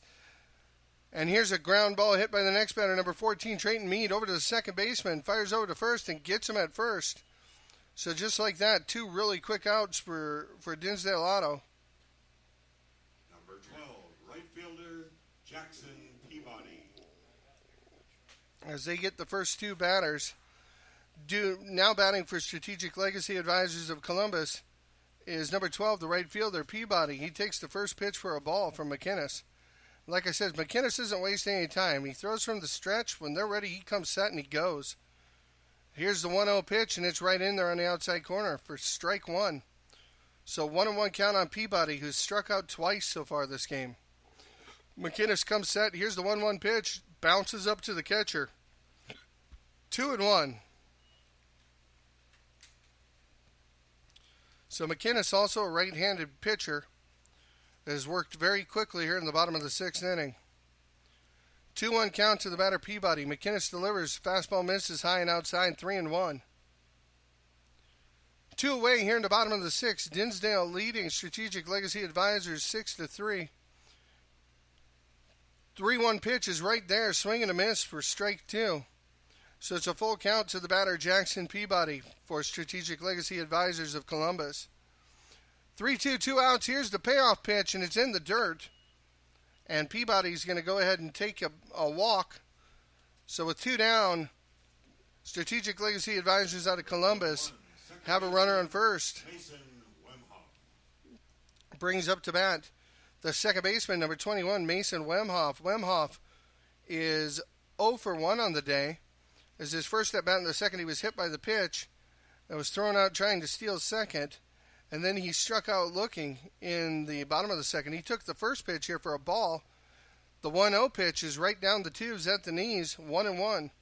So 1-1 count on Wemhoff with Peabody standing on first. 2 down here in the bottom of the sixth. Coming down to crunch time. Here's the delivery from McInnes. Fastball on the outside corner. Painting it right along that edge.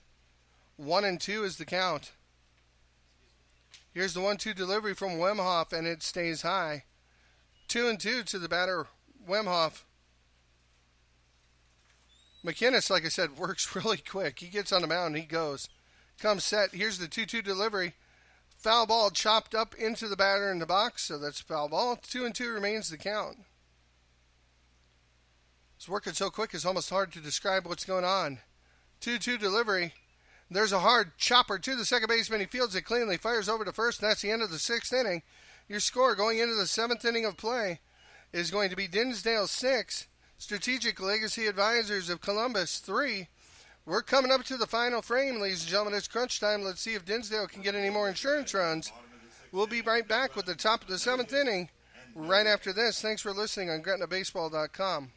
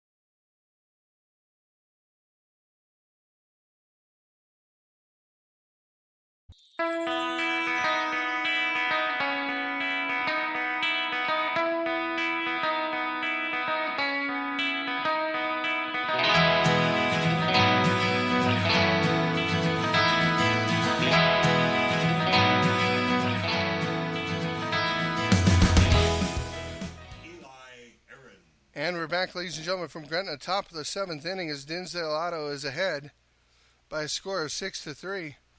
It's their last scheduled chance to bat here in the seventh inning. Van Dyke steps on the mound for Columbus. From the full windup, he delivers to the batter. And the batter is number 13, Eli Aarons. That pitch missed just outside, and Van Dyke didn't like the call, kind of threw his hands in the air. 1-0 count to the batter, Aarons. That one's down the middle, and it's fouled out of play over the top of the dugout on the first base line. 1-1 is your count on the batter, Aarons. Aarons so far this game is 1 for 3. Flying out to left in the first, grounded out to the third baseman and had a base hit. 1-1 delivery to him is down a little bit low, 2-1. Top of the seventh inning here from Gretna. This is game 6 on your bracket, the first one that we've had today. Here's the 2-1 pitch from Van Dyke. Aarons hits it foul. So outside the line in the grass all the way. Count is 2-2 now to the batter, Eli Aarons. Van Dyke from the full windup, the right-handed pitcher. Trying to get out of this inning so his team can go and bat and try to tie it up in the bottom of the seventh. Here's the 2-2 delivery to Aarons. Pitch stays high, full count to the right fielder. Van Dyke circles the mound, steps back on the rubber, looks in for the signs. Gets one he likes from the full windup. Here's the full count delivery. Inside pitch that's hit off the handle. The third baseman moves over, gets it, fires to first.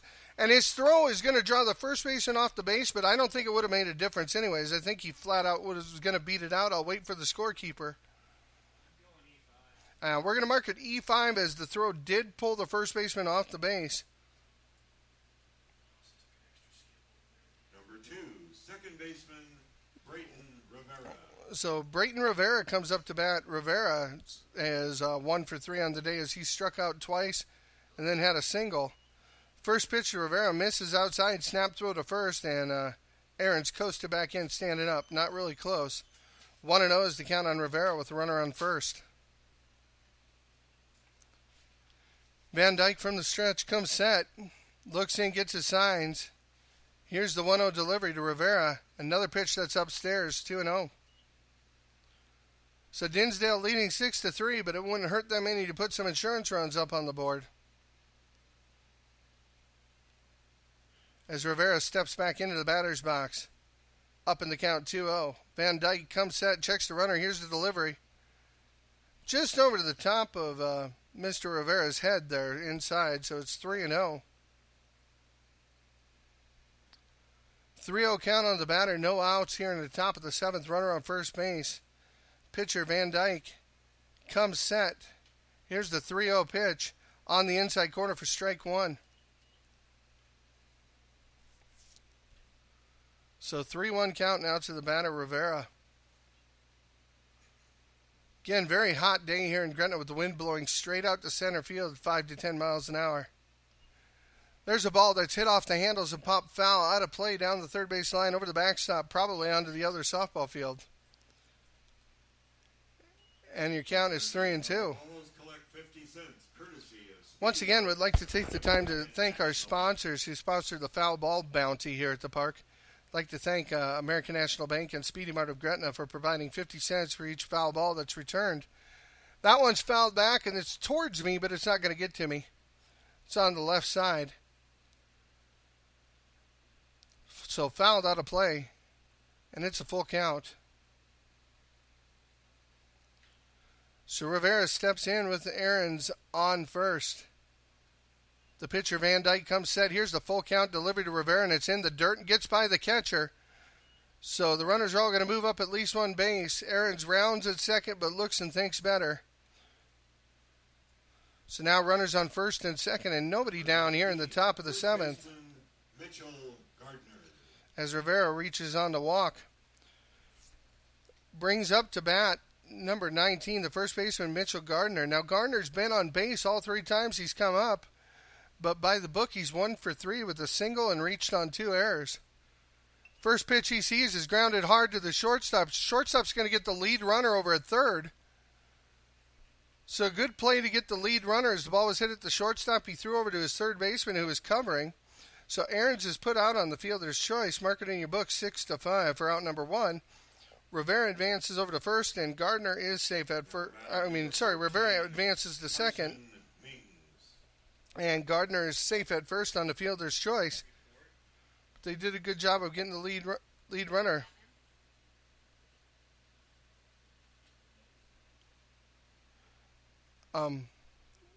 Call out to the umpire. Let him know he didn't report.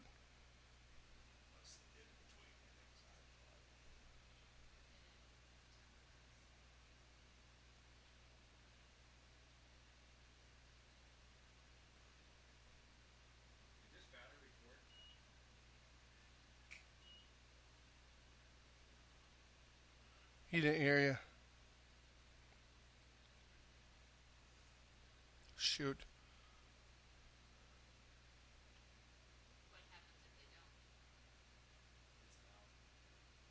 Yeah, but it's the other team's got to challenge it.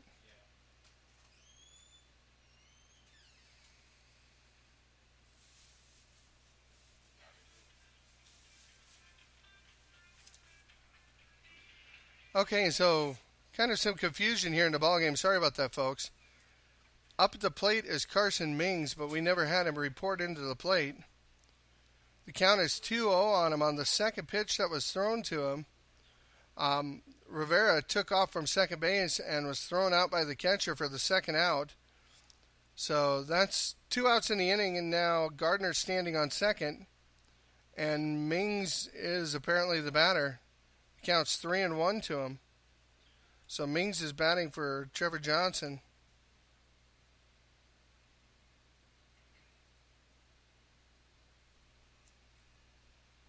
Here's the 3-1 pitch. And the ball's in the dirt. Mings is going to reach on a walk.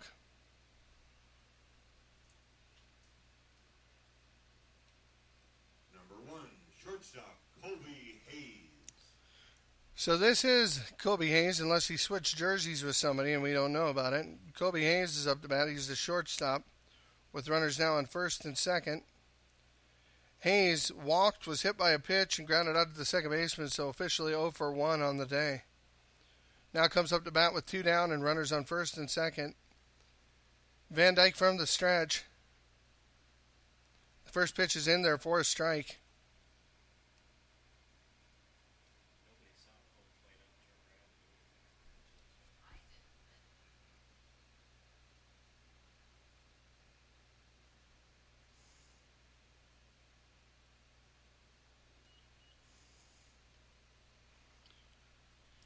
So the 0-1 pitch comes in and it's a ball. 1-1. Sorry about the silence there, folks. Just a little distracted trying to figure out what's going on without a runner checking in, without the batter checking in here. So 1-1 count, and that pitch misses high and inside. 2-1 to the batter, Colby Hayes.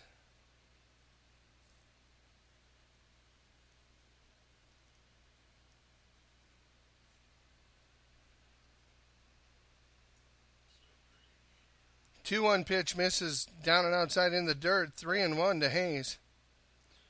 So Gardner standing on second. Mings standing on first. 3-1 count to the batter Hayes. Van Dyke from the stretch looks in. Here's the 3-1 delivery to the plate. And it misses inside. So Hayes is going to reach on a walk. And that will load the bases for Jack Friesen. Now playing in left field. Jack Friesen.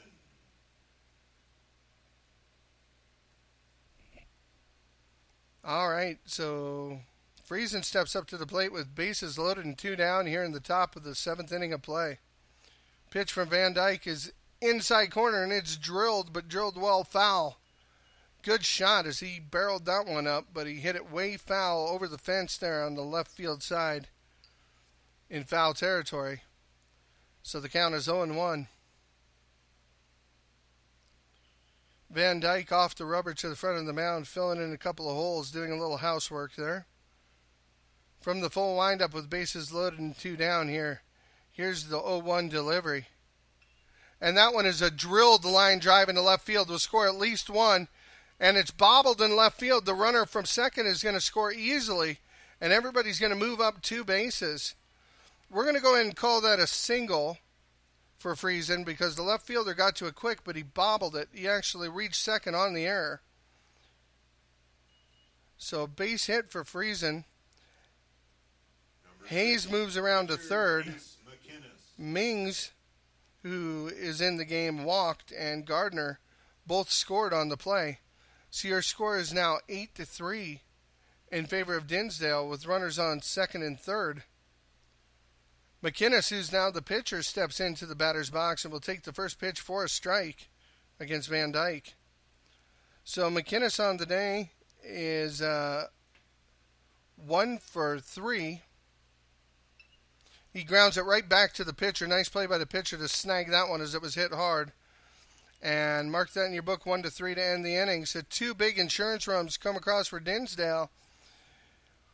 We're going to be going to the bottom of the 7th where they're going to need 5 runs to keep this game going. Top of the 7th inning. We're going to play a little music. We'll be back with you in just a little bit. Thanks for listening on GretnaBaseball.com.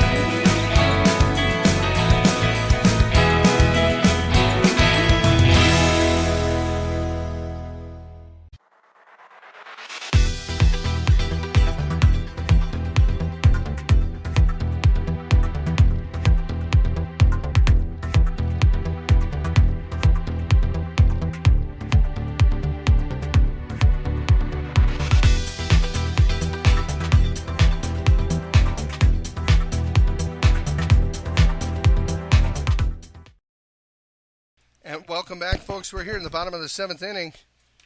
Last chance for Strategic Legacy Advisors to get back into this game. And up to bat is number 3, Adam Camrath, facing the pitcher, McInnes. McInnes, who works quickly, has already thrown 2 pitches while I've been doing the intro. And actually, there's the 3rd pitch, so the count is 2-1 on Camrath. 2-1 count here. Dinsdale leading 8-3. Strategic Legacy Advisors needs to put across 5. Here's a fly ball in the center field. The center fielder is going back. That's Lautenschlager, and he retreats back, makes the catch over his left shoulder as he's running away from the plate for out number 1. So 1 down here in the bottom of the 7th inning. Caleb Van Slyke. And Strategic Legacy Advisors are down to their final 2 outs to score 8 runs. Van Dyke into the box. First pitch for McInnes. Misses outside. Fastball, ball 1.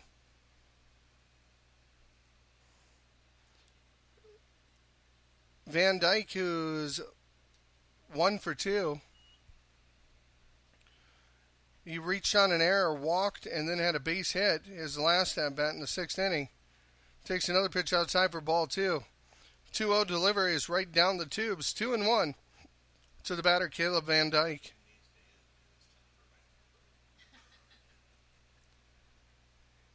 And there's a hard ground ball hit right to the first baseman, but he was almost standing on the bag when he fielded it. He jogs a couple steps to the bag, and there's out number 2. So mark it down 3 unassisted for the 2nd out. And Colin Fleer, who's now playing center field, started off the game on the mound for Strategic Legacy Advisors, represents the last gasp for Strategic Legacy Advisors today. And there's a fastball that's spiked into the ground behind the batter. 1-0. So Fleer batting from the left side against McInnes, who is in no danger at all of violating the 12 seconds in between pitches rule. McInnes comes set. Here's the 1-0 pitch. Fastball that misses low. 2-0. Nobody on base. Bottom of the 7th inning. Strategic Legacy Advisors trailing by 5, 8-3 with 2 down. That pitch is on the inside corner, or misses on the inside corner. 3-0.